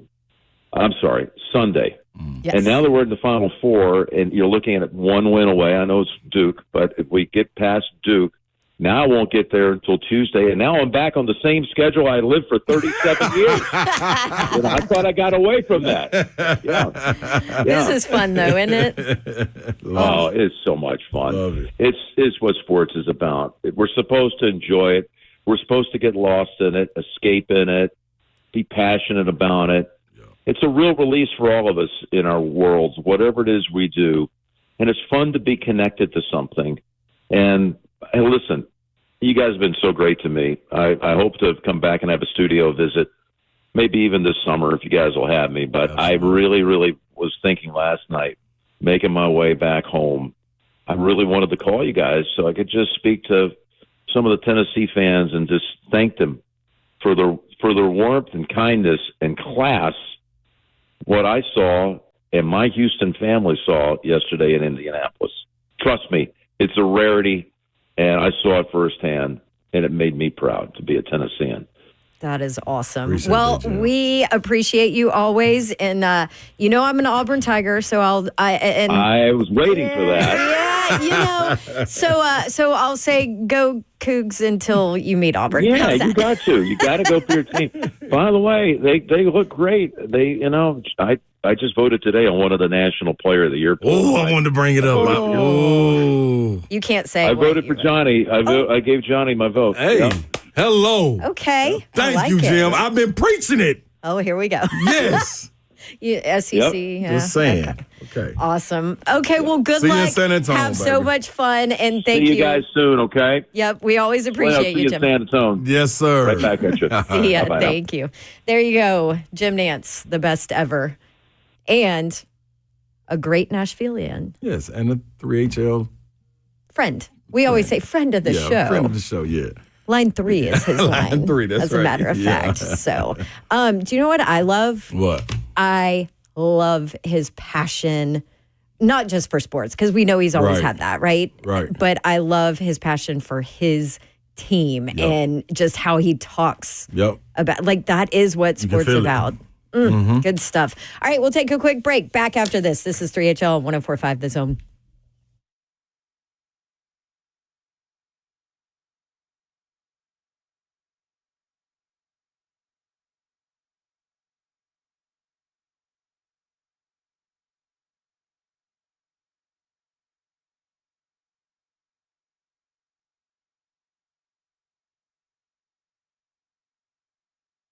What's happening? It's that time. Brentwood Jewelry. BrentwoodJewelry.com is where you need to head to. 7012 Church Street East, located in the heart of Brentwood, just off Franklin Road. That's exceptional style. That's exceptional deals every single day for over 50 years. Now, in those 50 years, it's been a lot of things to take place, like engagements, watches getting fixed, hand-me-downs, as far as heirlooms that you may want to get it polished up, get just a little shined up and handed down to keep in the family for good. You can do all this at Brentwood Jewelry. When it comes to that engagement, don't try to plan it on your own. First, you go ask your partner how involved they want to be. Next, you discuss the expectations. 3, if she wants to be involved, stop by Brentwood Jewelry to browse for rings together and valuable feedback that Brandon and the family over there would make sure you get. Now, I'm telling you, can't go wrong.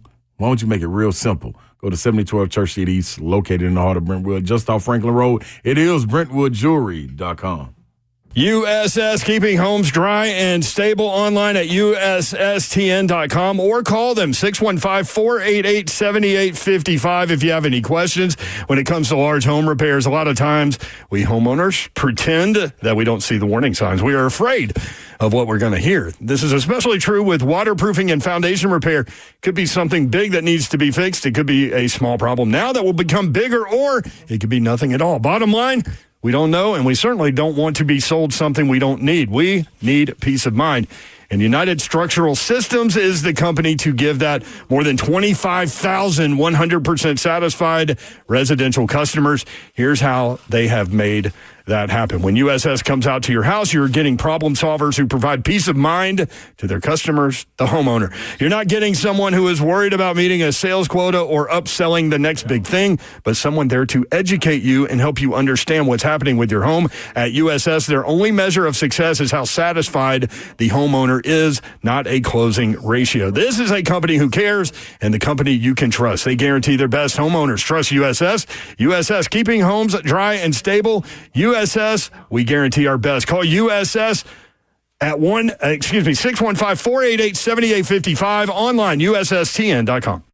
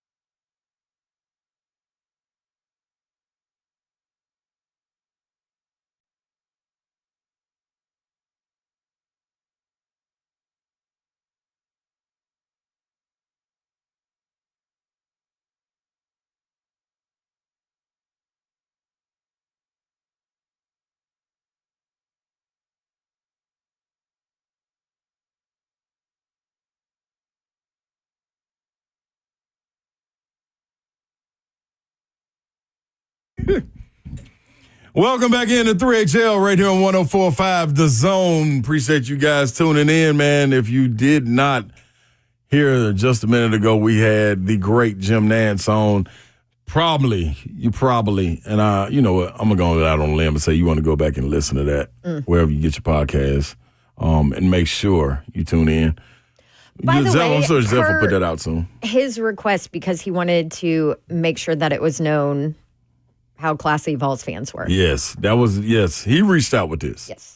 He reached out and wanted to do this on his own. And be like, hey, the fan base was awesome. Yeah, so salute to that, especially with this fan base and how extreme you hear Vol Nation is and how toxic we can be at times. So I love that you admit that. I mean, it is what it is. We stop coaches from being hired. We do a lot of things out here. Look, We want to spread equally around, Babs. Acceptance is like the first step.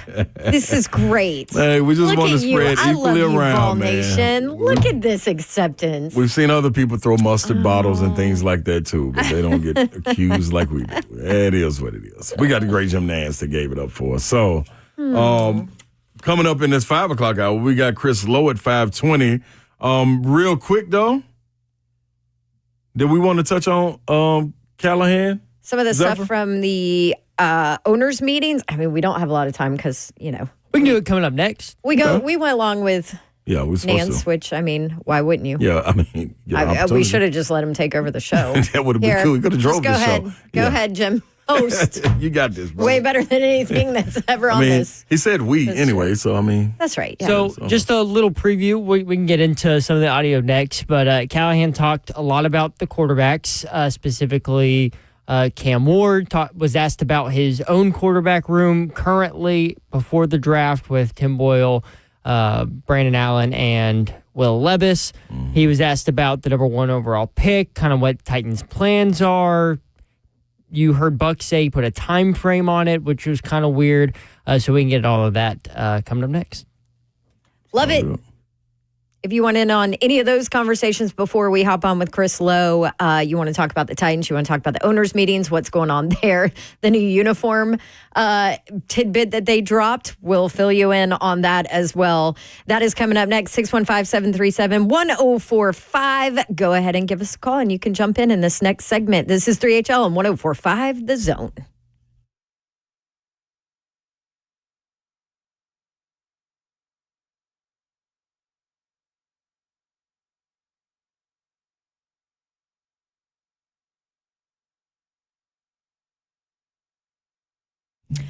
Last day here to jump in on the VIP Players Club Big Bucket Sweepstakes because it's March, and you know what March means. It means hoops, and you want to earn bonus bets on this championship game coming up. Use the Zen Sports app today. Sweepstakes is exclusive to Tennessee, and the grand prize earns a $10,000 bonus bet on that championship game or a $5,000 cash prize. And then 20 additional winners earn a $100 bonus bet or a $50 cash prize. All you have to do to earn entries, bet on the Zen Sports app. Use my promo code DAWNTN, DAWNTN, and you'll get 500 bonus entries. You'll get whatever they're going to offer new users. Zen Sports, where betting just got better. If you have a gambling problem, you can call 1-800-889-9789. Qualifying wager for wager entry must have minimum odds for any leg of the entry of at least minus 250 or worse American odds. For clarity, a wager at minus 251 odds obviously does not qualify. Head to zensports.com/sweepstakes for contest terms and conditions. They always have something fun and something cool going on. Check out Zen Sports. You got to be 21 and older and in Tennessee to bet. What's happening, y'all? This is an important message from my good friends over at Bart Durham Injury Law. So you're getting these accidents and, you know, you're sitting at home and you're getting bills. They're starting to pile up. You're thinking to yourself, man, what am I going to do? How am I going to do it? How do I attack this? Well, I got something for you. Bart Durham Injury Law, that's where Blair and the family step in. His team will go out and fight for you. That's what they do. That's what they've been doing. Why would they stop now? You just need to know this number, 615-242-9000. So while all of this is happening, and if someone calls you while you're sitting there, while these bills are stacking up, They call you after wreck, they're breaking the law. I bet you didn't know that. That's right. They are lawyers. There are lawyers out there breaking the law. Blair and the team at Bart Durham Injury Law, they don't play those type of games. When you make the call, they answer. They're local, trusted, and ready to fight. No gimmicks, just a team that's on your side from the start. So if you or someone you love is ever in a wreck, remember Blair's number, 615-242-9000. That's 615-242-9000. Local, trusted, ready to fight for you.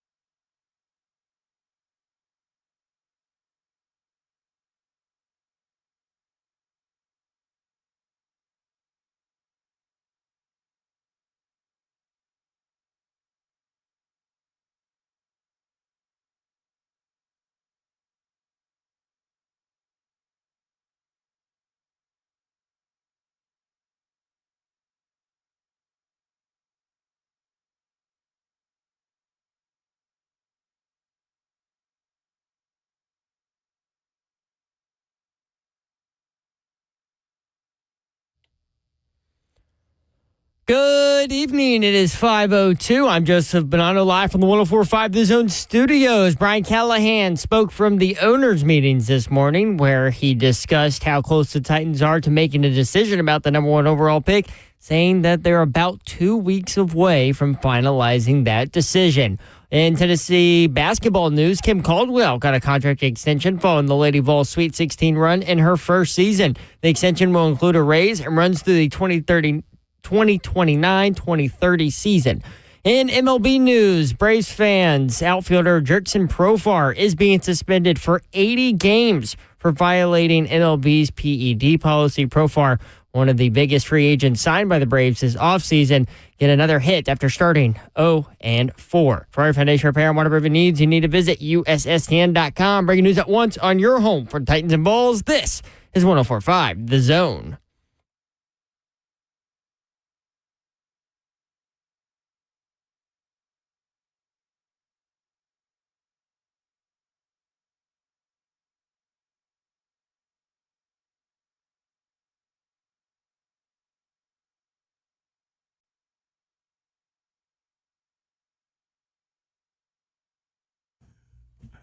Know this. Welcome back into 3HL 104.5 The Zone. You have reached the 5 o'clock hour, and yes, we're still powered by the one and only Ferguson Home. Check out the Mount Juliet showroom at 401 South Mount Juliet Road, Ferguson Home, where it all comes together. FergusonHome.com. This is 3HL. That is Babsy. What up? See how smooth that's going right there, Babsy? Yeah. Good job. I got Obviously, it that time. Mayor's not here. We're just treading water, you know? Treading water. But Ron Slay's in the building. I'm in the building. Be ready. I'm in the building. It's time for the show. It's baseball time. Yes. Hey, it's been a fun day already. Talking a lot of hoops. I know Vols fans' hearts are broken. But what a great run. 2 straight Elite Eights. Yes. Cannot undervalue what this program has done the last few years. And you know what? We're about to shift to football real quick. We just had Jim Nantz on in the 4 o'clock hour, if you missed it. But I love him telling us who he voted for. I know. Is he allowed to do that? Jim Nantz can do whatever he want to do. Yes, he can. Man, and I love I thought Broom. Janai Broom is who he voted for, by the way. And I thought I thought for sure it's going to be overwhelming Cooper Flag, but maybe not. So this is what I think, and you'll relate to this. I was coming back from Indianapolis, and I'm like, man, when was the last time it was a race this tight? And I went back to J.J. Redick and Adam Morrison. The way they performed leading up, it was like, man, one had a big game.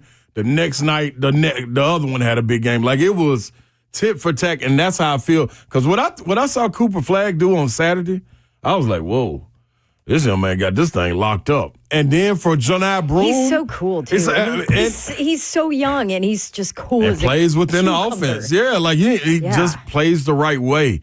Then you got Janai Broom. He come back and do what he did. I'm like, well, maybe we need to rethink this again. So I love where we are with this. Janai Broom finished with 25-14. Big time moment coming back after he had walked off the court. You talked about it. Injured. Yeah. Like, I thought he was done. Now, I'll say this. He's been hobbled this entire tournament. And still putting them numbers. Really see it. I felt like this tournament. Yep. So. Yeah, that was a nasty fall, too. It's like he hyperextended his knee and tried to break his fall. I was like, ugh. So, yeah. I thought it was definitely hyperextended or something. So we'll see how he heals.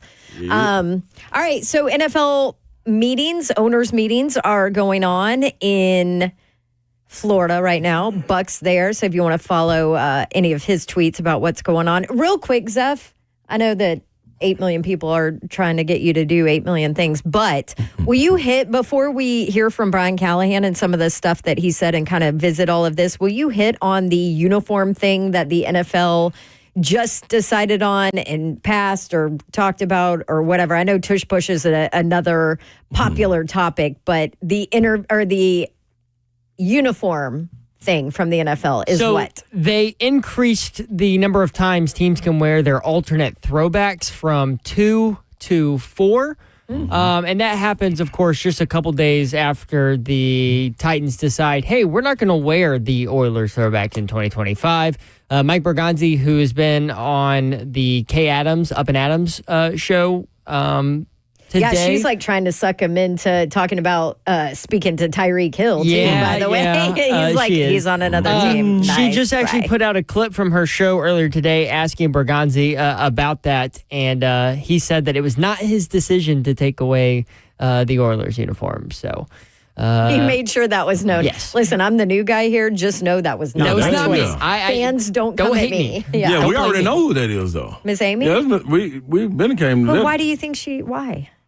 I don't think like she wants to put her team back through that, knowing that does she believe that they're gonna be ready to compete? You think it'll like, man, we want to win if we put them jerseys on. I don't think it's it'll come back when they're in a better position. Yeah. We gonna go out and compete. Like you went and stole one this past year with it, but yeah, I think it's a little different. So okay. Yeah. Well, there you go. So don't get mad at Borganzi. Yeah, it's not Berganzi. It's not his fault. Berganzi. So some audio that is floating around. Brian Callahan talked to a bunch of different reporters and people and had a whole lot to say about quarterback stuff. So first off, let's play this one and then we'll kind of move forward. Brian Callahan, head coach of the Tennessee Titans, on how close the Titans are to finalizing their decision at number 1. We're closer, I think. We have another touch point with the 2 players in Colorado with their pro day and a private workout with them. And then I would say probably we're about 2 weeks away-ish probably from being pretty dang close to what we want to do. But we'll still work through it. I think the one thing that's been impressive about Mike is very disciplined in his approach and his process, and I've appreciated that. And I think that he's going to go through every possible turn before we get to that point. Did you think it was weird that he said 2 weeks? Probably 2 weeks. Yeah, like why even put a time frame on it? That was weird to me. I mean, they probably down there just talking at this point. Like, let's give them something new every single time. Like, I mean, right. And okay, what's gonna stick? Let's talk about what he said right before that too. And this maybe is why he's like, meh, I'm not going to say anything to get us in trouble. I'm not going to say anything I shouldn't be saying. But Callahan was asked on if he's involved in trade discussions with Brinker and Borganzi. So this might tell you why he said what he said. Not a lot. I mean, they're really, for me, not a lot of it. Those are conversations that happen between those guys a lot. And again, I think if there was a concrete offer that was thrown our way and there was something that was worth talking about, we would do that. But right now, it's a whole lot. Just I think Chad said it yesterday, but people just check in. They're just trying to see where we're at. A lot of that stuff starts to happen as you get closer. So maybe that makes a little more sense, right? Mm-hmm. Could get a little dicier when the closer you get to that time. Mm-hmm. Some people could get desperate. Or what if the Titans got desperate? I mean, it could get weird. I mean, shoot, if somebody offers them an absolute haul. Yeah, you go. No hesitation. I mean, when you're looking at the future of your team, you probably should take it, right? Yeah. Speaking of Callahan, on the price of getting a franchise quarterback and if they're open for business. Yes. I think you do your due diligence and you weigh whatever it is that's being presented. If it's something that is you feel like is beyond the value that you would ever have thought you could get, that's one thing.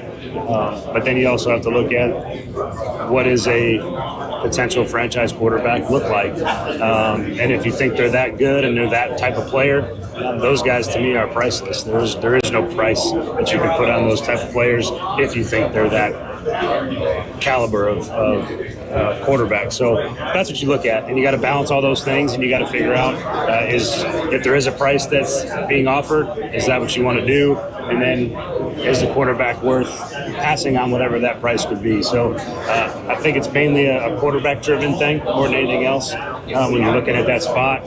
But yeah, there could potentially be some offers, and those are things we got to look at and weigh when they come in. So from your perspective, the Tennessee Titans are in fact open for business. I think we're open to everything at this point. I mean, we've been consistent with that approach from the get-go, and that hasn't changed. We're doing our due diligence on all the options available to us, and when it comes time to make the decision, we'll make it. And there won't be really. We'll have done it knowing we've gone through every bit of the process and looked at every possible outcome, and feel really good about it at that point. Okay. So, in other words, if your offer is too good to refuse, we will take it. Yes. So make us one. Right. So come with all you have. And the unknown is basically how they feel about Cam Ward, right? Yeah.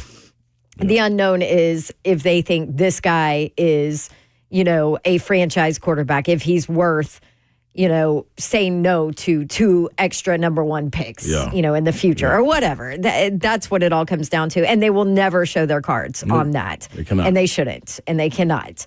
But we do want to dive into Cam Ward and what they know about him and how well they know Cam Ward right now, because they are done with all of their visits with him, the pro day, except for I think they have a couple of hours left on Zoom that they're allowed to actually meet with Cam Ward. That's what they have left. But there has been lots of talks, meetings, meeting his family, all of that. That's already been done. Yeah. So here's Brian Callahan on how well he feels like he knows quarterback Cam Ward right now. Yeah, I feel really good about that. I mean, we spent a lot of time with him between the 30 visit, the combine, the pro day, and then the private. So we've had all of our possible touch points. We have a couple more hours of Zoom left to us per league rules, and we'll use all of those touch points that we get, and feel really good about what we've learned and how we've learned it. He's an impressive young man, and excited to kind of get through the rest of the process. There you go. Yeah. We're excited to see him get through the rest of the process so we can know where our quarterback is coming from. I like it. I will say, though, we always like to break down the team picture of all the coaches, right? They do their team picture. Yep. Brian Callahan looks miserable. He's the only one not looking at the camera. And not smiling. No, there are a couple others not smiling. But I'm saying on top of him not looking at the camera, he's also not smiling. And I don't know if you saw Mina Kimes. I think she zoomed in on him and said, this is the look of a coach who is in quarterback purgatory right now. I'm like, yeah. I saw so many people zoom in and take that picture of that, and then just all the Will Levis screenshots from the games, with the surrender cobra, him laying out parallel with the ground, rolling the ball to Tyjae Spears. That's enough to make you have that look. The Spider-Man celly, you guys remember that one? Oh yeah. Yeah. That was the Spider-Man celly. Didn't he run down the field? He ran down shooting the Spider-Man, and then he did the money celebration too. You almost got to love Will Levis.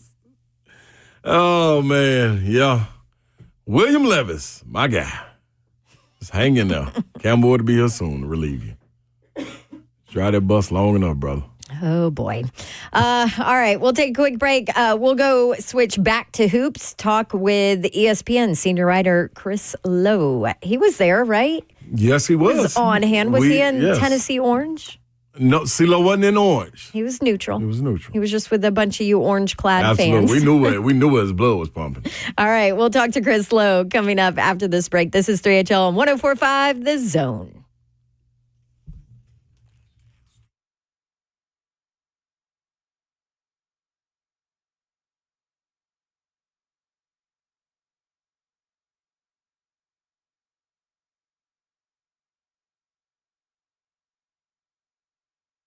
Upton Dodge Chrysler Jeep Ram, that's where you need to go to get that next new vehicle, whether you want a car, truck, SUV, Jeep, whatever you need. They will be able to help you out. If you want a new vehicle, certainly check out Gupton. They've got great deals going on that you'll find out online, GuptonMotors.com. And pre-owned inventory is phenomenal if you want to go that direction. Again, inventory online, GuptonMotors.com. They have deals going on in the month of March that you can check out online. All of the dealership information is there.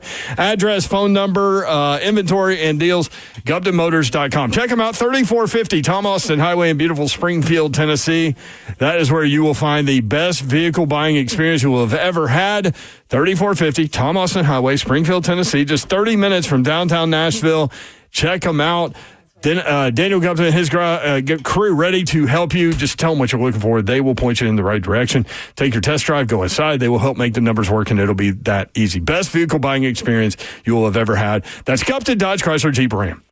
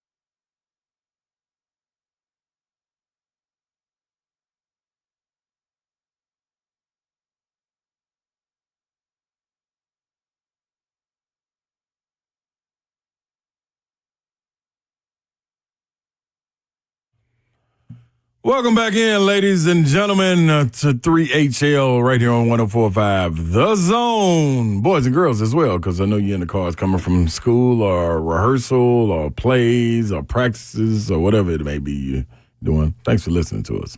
We're powered by Ferguson Home. Why? Because that's where it all comes together. FergusonHome.com.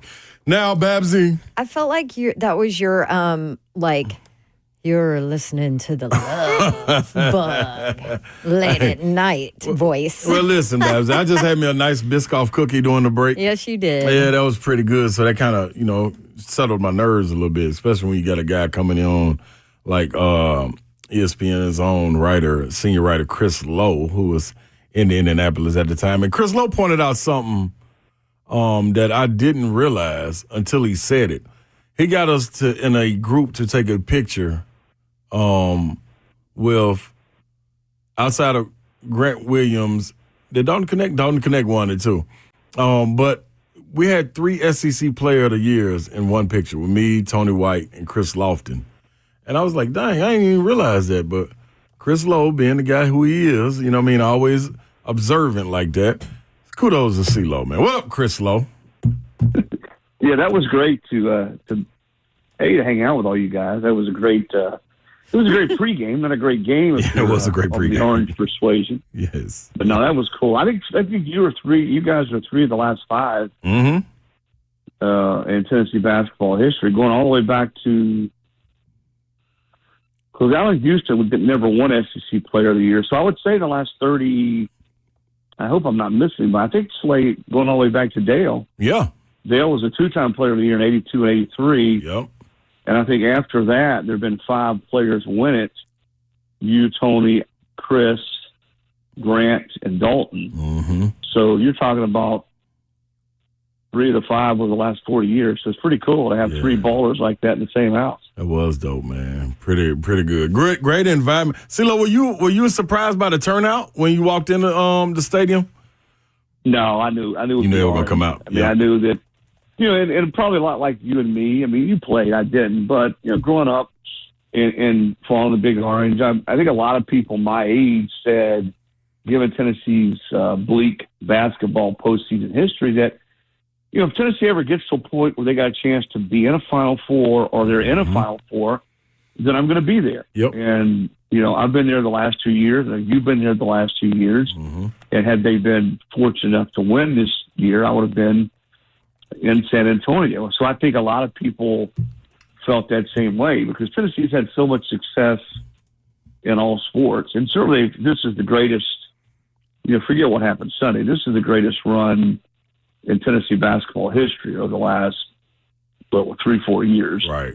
And, to see him get to the brink like that again with a team that's experienced, a team that had won 30 games. No, I wasn't at all. It's a likable team. I mean, let's be honest. I don't care if you're who you are, if you're an everyday Vol fan, if you're not, if you don't like hoops, if you sort of like it, if you love it. There's so many likable individuals on this team. And it starts with the coach, who I had a chance to speak to Rick briefly before the game. Take away basketball but what a credit he's been to the community and the university, the way he's run his program, the type of kids he's attracted. And he's just one of those guys. And I know he'll get mad at me for saying this, but he has done so many things for people behind the scenes that he does not want out there because that's not why he does it. I'm talking about things as simple as kids who are down on their luck, finding beds and dressers for them. Kids who are sleeping on uncle's couches or the floor. He and his wife, Candy, have done things like that. Just a little, I say little, but those are big things for kids like that are in need. He's done that over and over again. And I think the community, and not only the community, but the state, when you've got someone like that represents you on the floor, the basketball floor the way he has, which is really the reason that Randy Boyd, Donnie Plowman, and Larry Pratt, and that whole crowd, when he was getting ready to go to UCLA, said, you know what, we're not going to lose him at UCLA. And they didn't. And I think you sort of see his impact far transcend just basketball. When you look at the other side of that coin when you're talking about the opponent. You probably can say the same thing about Kelvin Sampson and his team. A very likable team, not necessarily the big budding superstars, even though when you look at Tennessee, Zakai was kind of bigger than life in a sense, especially around these parts. But talk about Houston's and Kevin Sampson's, their team a little bit and what they brought to the game when, because all we talked about was the mirroring image of these two groups. What was the tipping point for Houston, you think? Yeah, well, I saw, Ron, what you said after the game, and you nailed it, man. Sometimes you just got to tip your hat to the other team. That team on the floor Sunday representing Houston, that is, to me, quintessential the way basketball is supposed to be played. Balanced, everybody scored. Yeah. They defend like every possession. Their life depends on every possession. They go for every rebound like their life depends on it. And from the opening tip, man, they just were more, I don't want to say more ready to play, but they were more dialed in, ready to go than Tennessee was. And you could tell when they hit Tennessee in the mouth, those first 4, 5, 6 minutes, if you're Tennessee, you're like, uh-oh. If you're Houston, you're like, okay, yeah, this is who we are. Yep. And Kelvin Sampson is, to me, the essence of what a basketball coach should be. His kids play hard for him. He pushes them. He challenges them. He didn't put up with any BS. He's not a guy that's going to go out and coddle superstars and 5-star. You know, he and Rick are a lot like each other. There's a reason they have so much respect for each other. They grew up in the same part of the country. They played basketball not too far away from each other when they were in school, and have repeatedly had championship caliber or teams that have been really, really good basketball teams. And I think this is the key. They both have been able to have stretches where they sustain success at a high level. And that's hard to do. I mean, sometimes you have a team that makes a great run, they get the Final Four, they go to the championship game, and then you don't hear from them for a while. Right. You know, you look at what Kelvin's done at Houston, the way he's built them back to be what they are, and certainly what Rick has done at Tennessee. They do remind me a lot of each other in a lot of ways. But no, you know, we love 100 to 90-something type basketball games. But I guess I'm a little old school. Some people just say I'm old slay. I love to see a team like Houston, man. They get in your job, and they grind it out, and they're like, all right, come at me. Hit me with everything you got because we got more. Yep. We'll be standing right here when you finish swinging, the swing back. Before we talk about the Final Four being set, Houston is one team that advanced. I want to take a moment real quick, Lo, because I saw the post that you put out, and I wanted you to echo it about Bob and Bert walking off into the end of their Vol Network broadcast. End of an era. Yeah, end of an era, man. What were your thoughts and what were your feelings on that one? Yeah, it was sad, and talking to both guys who I've known for a long time before it, I know they were hoping that run would end Monday night in San Antonio. Yeah. You know, it's hard to believe for me. They've been doing this since I remember John Ward's last broadcast was 99 in Charlotte. So you're talking about two guys, Bob and Bert, who've been doing it for over 25 years. And there's so many. The montage that the Vol Network put together was outstanding. Yes. Some of their calls over the years, going all the way back to the Ron Slay day. Yes, it did. That's when he got ushered in. He got ushered in a little bit, right when I was about to come in. That's exactly right. But it was really cool what they did, and both those guys are such professionals. Institutions here in Knoxville, in their churches and the community, and Bob has done so much to help people in our profession. Slay, you know that, in the media profession, behind the scenes. Yeah. Bert has been, you know, whether it comes to youth sports or whatever in Knoxville, he's done so much to help kids, and both love Tennessee. You know, Bert, and I'm glad that Bob mentioned this. You know, Bert was a big-time recruit out of Bearden High School. Yeah, I mean, he was a great high school basketball player. His dad played at Tennessee Hank. Bert could have gone anywhere in the country, really, and he chose to stay on and play at Tennessee. And he was a really good player and played on I guess every team Bert ever played on went to the NCAA tournament. Mm-hmm. And to have those guys together for as long as they were, and, and be there behind the mic during, as I said earlier, the greatest stretch in Tennessee basketball history is pretty special. No doubt. All right, let's talk about a storyline that everybody wants to talk about with Auburn and Todd Golden, right?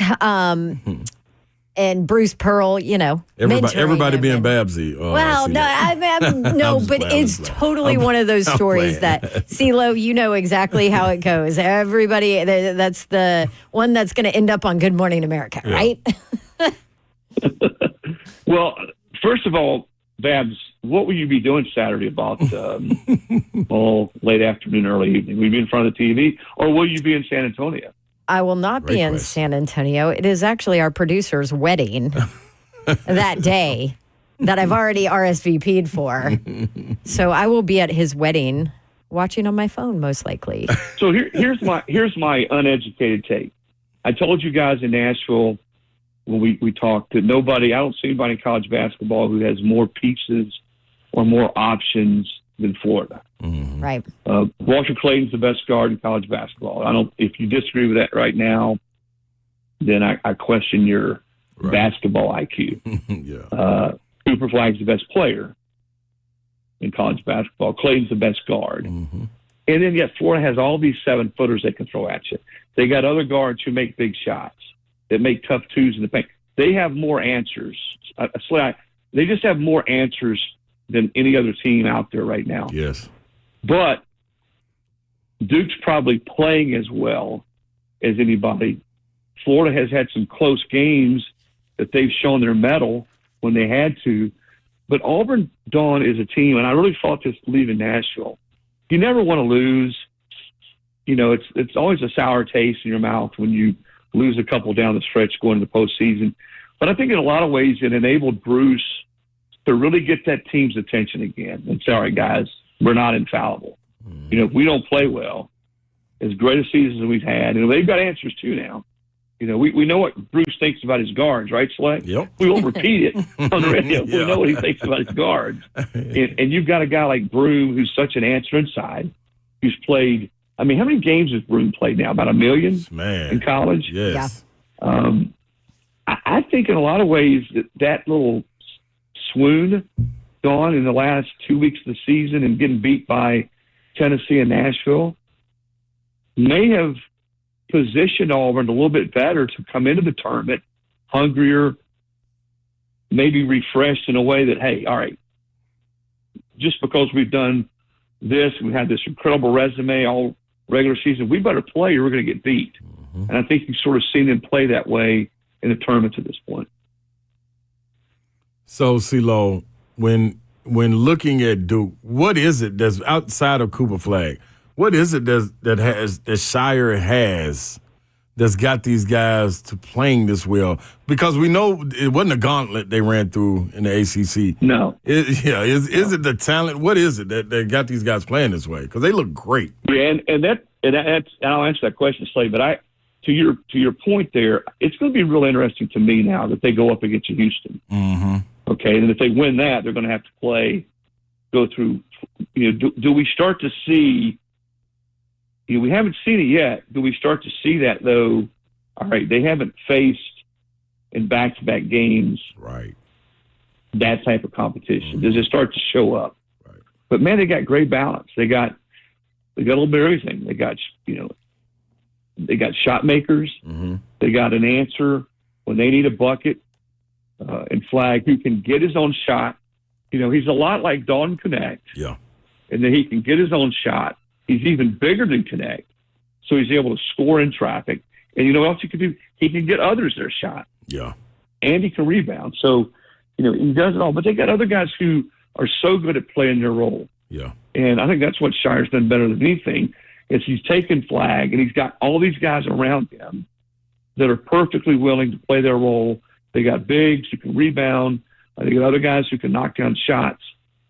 They just seem to be playing with a lot of confidence. And, hey, listen, but he got it right, man. Yes. 4-1 seeds in the Final Four. Yes, they did. It's hard to argue that far and away those aren't the 4 best teams in college basketball, and really were the 4 best teams almost the entire season. Yeah. I think, CeeLo, we understand, like, when the National Coach of the Year award comes out, where it probably will go, probably land in Bruce Pearl's lap. He wouldn't fall for that. Defensive Player of the Year could be still up in question, but Player of the Year between Cooper Flagg and Janai Broome, and if Walter Clayton had been playing like this with against a schedule kind of like this back in December, he'd be in this conversation. But with Cooper Flagg and Janai Broome, I was telling Babsy earlier, I compare this run that they're on, and this just may be me, but I compare it to J.J. Redick and Adam Morrison in 06 when they were going, like, J.J. would play one night and you'd be like, he's got it. There ain't no question. Then Adam Morrison would come back the next night and do something and raise the ball. You'd be like, good gosh, now Adam got to get it. And it'll go back and forth throughout the entire season, even going into the tournament. What are your thoughts on who would win it and why they should win it with the performances you've seen leading up? Because both of them have showed up in this tournament. Yeah, and this is why I wish Player of the Year awards were voted on after the season. Football's the same way. You vote for the Heisman Trophy, especially now in the playoff. Right. You can have 4 games after that award's voted on. And I wish all Players of the Year awards were voted on after the year. But Flagg's the best player in college basketball. I think that's where I would start. Yeah. I think if you brought in 30 coaches from around the country and said, who would you take right now? And I'm not talking about just from a draft standpoint. Right. But who would you take right now in college basketball? 27 of the 30 coaches would take Cooper Flagg. Broome has been such an impactful player for Auburn. He's been there for big games. He's a great passer out of the double teams. He's not a great free throw shooter, but he's a great clutch player. When they need baskets, you can go down to him and he's going to deliver, or he's going to get the ball to somebody, for a good shot late in the shot clock or late in the game. If I were voting right now for the guy that I thought was the best player in college basketball season, I'd vote for Flagg. But you know what?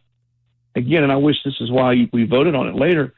What if Broome comes out these next 2 games, plays lights out, and they win it all? What if Walter Clayton goes for 28, 32? I mean, think about the shots he made the other night.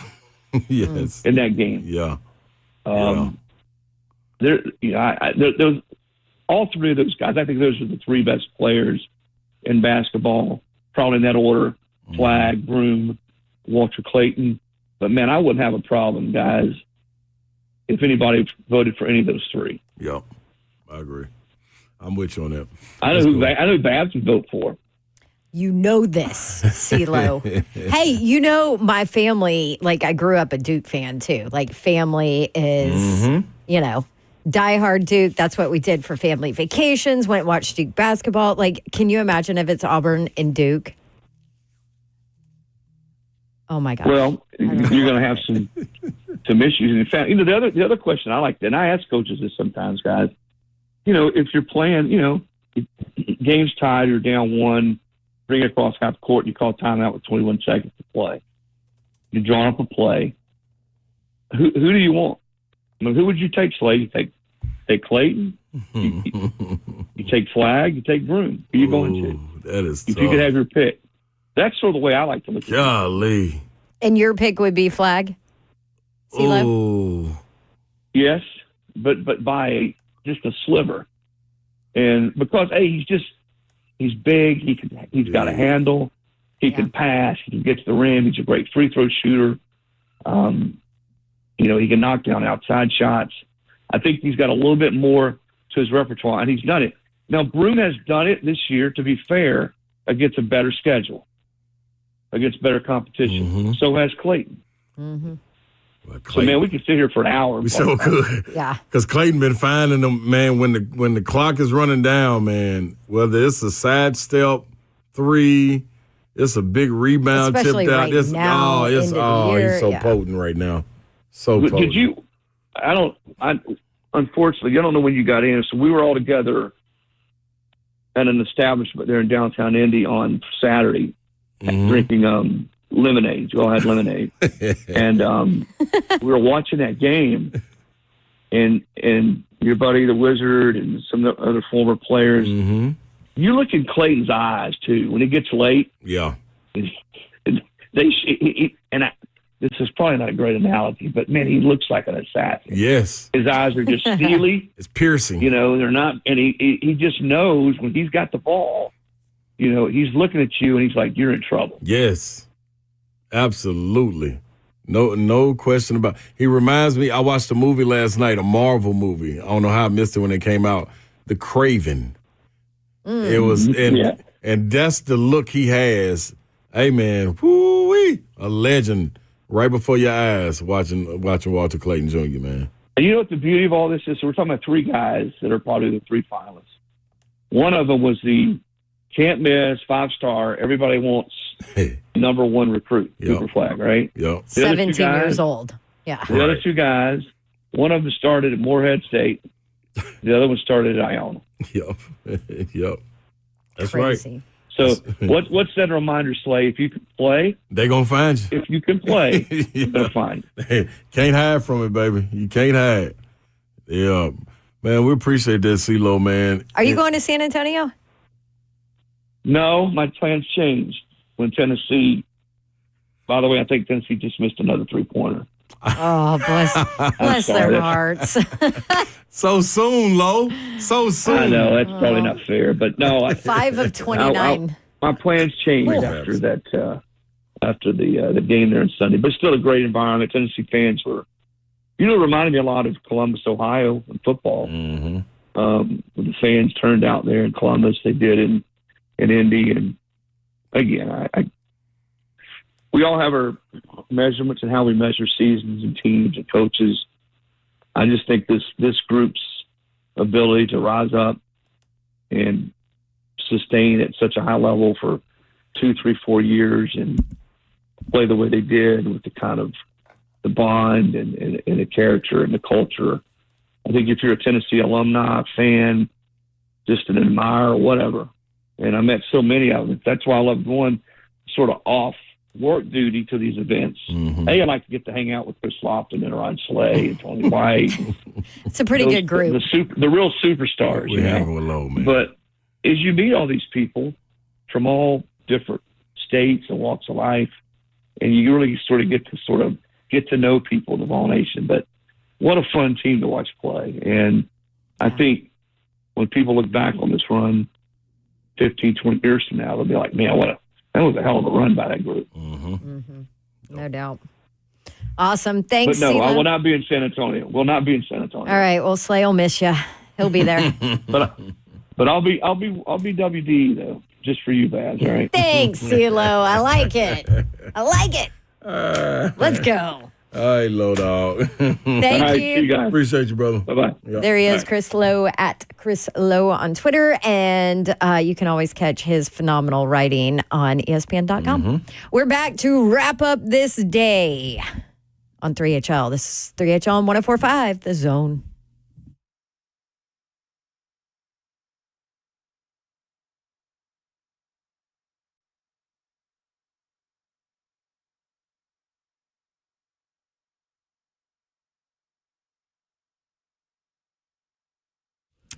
Are you able to take the power of your home internet almost anywhere? Guess what? With Xfinity, you can. You can do more of what you love in the places you go the most with internet and mobile together.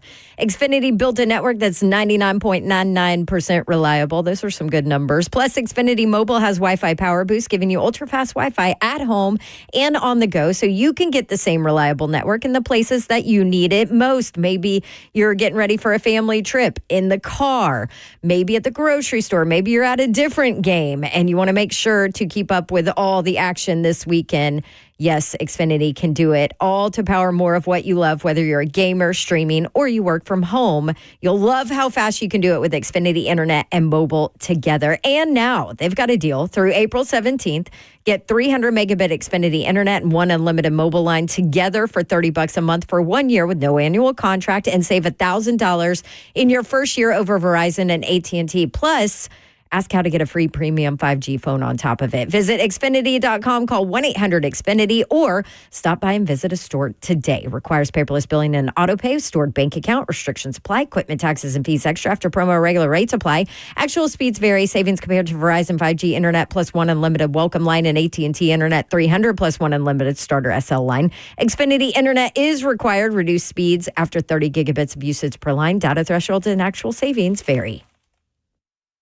What's happening, y'all? This is an important message from my good friends over at Bart Durham Injury Law. So you're getting these accidents and, you're sitting at home and you're getting bills. They're starting to pile up. You're thinking to yourself, man, what am I going to do? How am I going to do it? How do I attack this? Well, I got something for you. Bart Durham Injury Law, that's where Blair and the family step in. His team will go out and fight for you. That's what they do. That's what they've been doing. Why would they stop now? You just need to know this number, 615-242-9000. So while all of this is happening, and if someone calls you while you're sitting there, while these bills are stacking up, they call you after wreck, they're breaking the law. I bet you didn't know that. That's right. They are lawyers. There are lawyers out there breaking the law. Blair and the team at Bart Durham Injury Law, they don't play those type of games. When you make the call, they answer. They're local, trusted, and ready to fight. No gimmicks, just a team that's on your side from the start. So if you or someone you love is ever in a wreck, remember Blair's number, 615-242-9000. That's 615-242-9000. Local, trusted, ready to fight for you.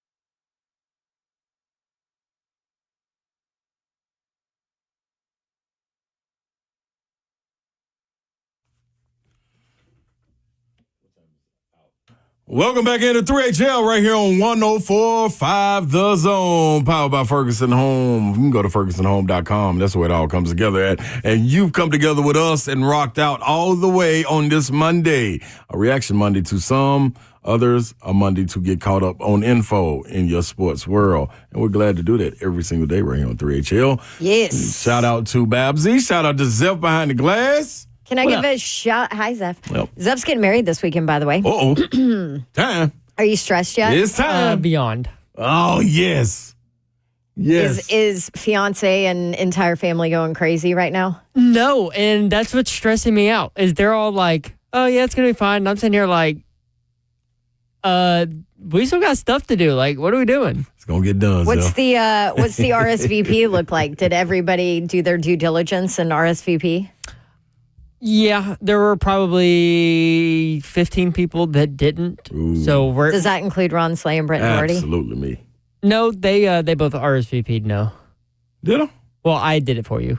I was going to say no, they didn't. I know they didn't go to that website. Brent did, but Slay didn't. But I did it for him because I knew he was gonna be gone because he's got some like dunk contest or 3-point contest. I don't know. Something to do in San Antonio. I don't know. There's some fancy. I think there's a basketball game going on or something. I don't know. Tennessee's not in. That's all I care about. So there's nothing going on this weekend. I can dig it. Real quick, I want to give a shout out to the Belmont women's basketball team. They beat Villanova 66-57 in the WBIT semifinal. Greg Sage sending us all the info. Belmont's now won 10 of its last 11 games, so they advance to the championship. They'll get the winner of Florida, Minnesota, which I think is probably almost over, right? I don't know. Anyway, so shout out to our local team, Belmont. The ladies now 26-12 and will play in the championship game on Wednesday on ESPN2. Let's go. 5 o'clock. Bruins. Good luck, ladies. Lady Bruins. We're all about shout outs on this show, right? Absolutely. Shout out to Jim Nantz for giving us a few minutes of his time. It's busy time for Jim right now as he is all in on his Houston Cougs. As he should be. And that interview is up on anywhere you want to get your podcast, or you can go on the 104.5 The Zone YouTube page and go watch it. It's up there. So you can like, subscribe, and follow us on YouTube as well. You can get a ton of great videos there as we lead up to the draft. Really cool interview. Good job, Zeph. Great job, Zephyr. So proud of you. You know what to do. So Zeph asked us about this. Did you see Chad Brinker talk about Levis competing for What'd he the say? starting spot? Zeph, what'd he say? What'd he say? So I think it was Brent that said this in Ice the Cube chat this morning. From A to Z, give me 1 second. Oh, here it is. Sorry, All I right, put you on the spot. No, you're good. From A to Z, a quote from Chad Brinker: "The plan with Will Levis is he has a chance to compete for the starting job next year." And when I read that, I was like, is this the true feelings of the Titans, or is he just saying this? And my initial reaction is, oh yeah, this is all BS. No, he's absolutely telling the truth. Oh, look at you, Zeph. You were waiting for it. He couldn't wait to use it. No, absolutely. Listen, you and I and every Titans fan knows exactly what's going to happen. Will Levis is going to come out and ball in camp. People are going to be talking about him. His preseason game action is going to be off the charts, unbelievable, because that's who he is the Titans way. Yep. And that's who he is. He delivers like that. I'm going to be honest. If they draft Cam Ward, I don't think we're going to see the Camp Will Levis that's like, oh, wow, I think it's going to be, because how many times have we talked about how mentally fragile he is? Yeah, but this might be what he needs. Could be. Mentally. And I think it's a house of money, Will Levis. Pressure's off because nobody expects you. Like, you're not the guy anymore. So now, then he just gets to go ball, and which is great for the Titans because then maybe you'll get some value out of him. And I still think Cam Ward outplays him as a starter. Well, there you go. So, anyway, we'll continue that discussion tomorrow. Mayor will be back tomorrow to lead the charge here on 3HL. You will be gone, right? in San Antonio. I'll check in with you guys this week, though. Slay's leaving us. Yep. Slay's big time in us. Babsy. You know I had to throw that in. Indeed. But it'll be fun. When is the dunk and 3-point contest? It is Thursday. Okay. So 2 hours. A 2 hour show. Thursday night on, is it regular ESPN? I think so, yeah. Do you know who's participating yet? Yes, I do have a list. All right, we can get into that tomorrow, maybe? Yeah. Yeah. Okay. Even though he's not here. Yeah. Okay, perfect. Join us tomorrow. By the way, we appreciate you. We're glad you listen. We do not take that for granted, nor do we take that lightly. That's close enough, That's right? good, yeah. So, good night. God bless. See ya. Wouldn't want to be ya unless you were getting a shout out to everyone. Hope that they're all safe from the storms last night. Yes. Man, great job on Twitter. What is it? The weather. Nashville severe. Man, y'all was on it, dude, because I was watching y'all. I clicked on y'all link on YouTube. WX, yep. Thank you so much. Me too. For that, I watched y'all from my safe space. Yep. Appreciate you guys, man. Y'all stay safe. Thanks, guys. Love ya.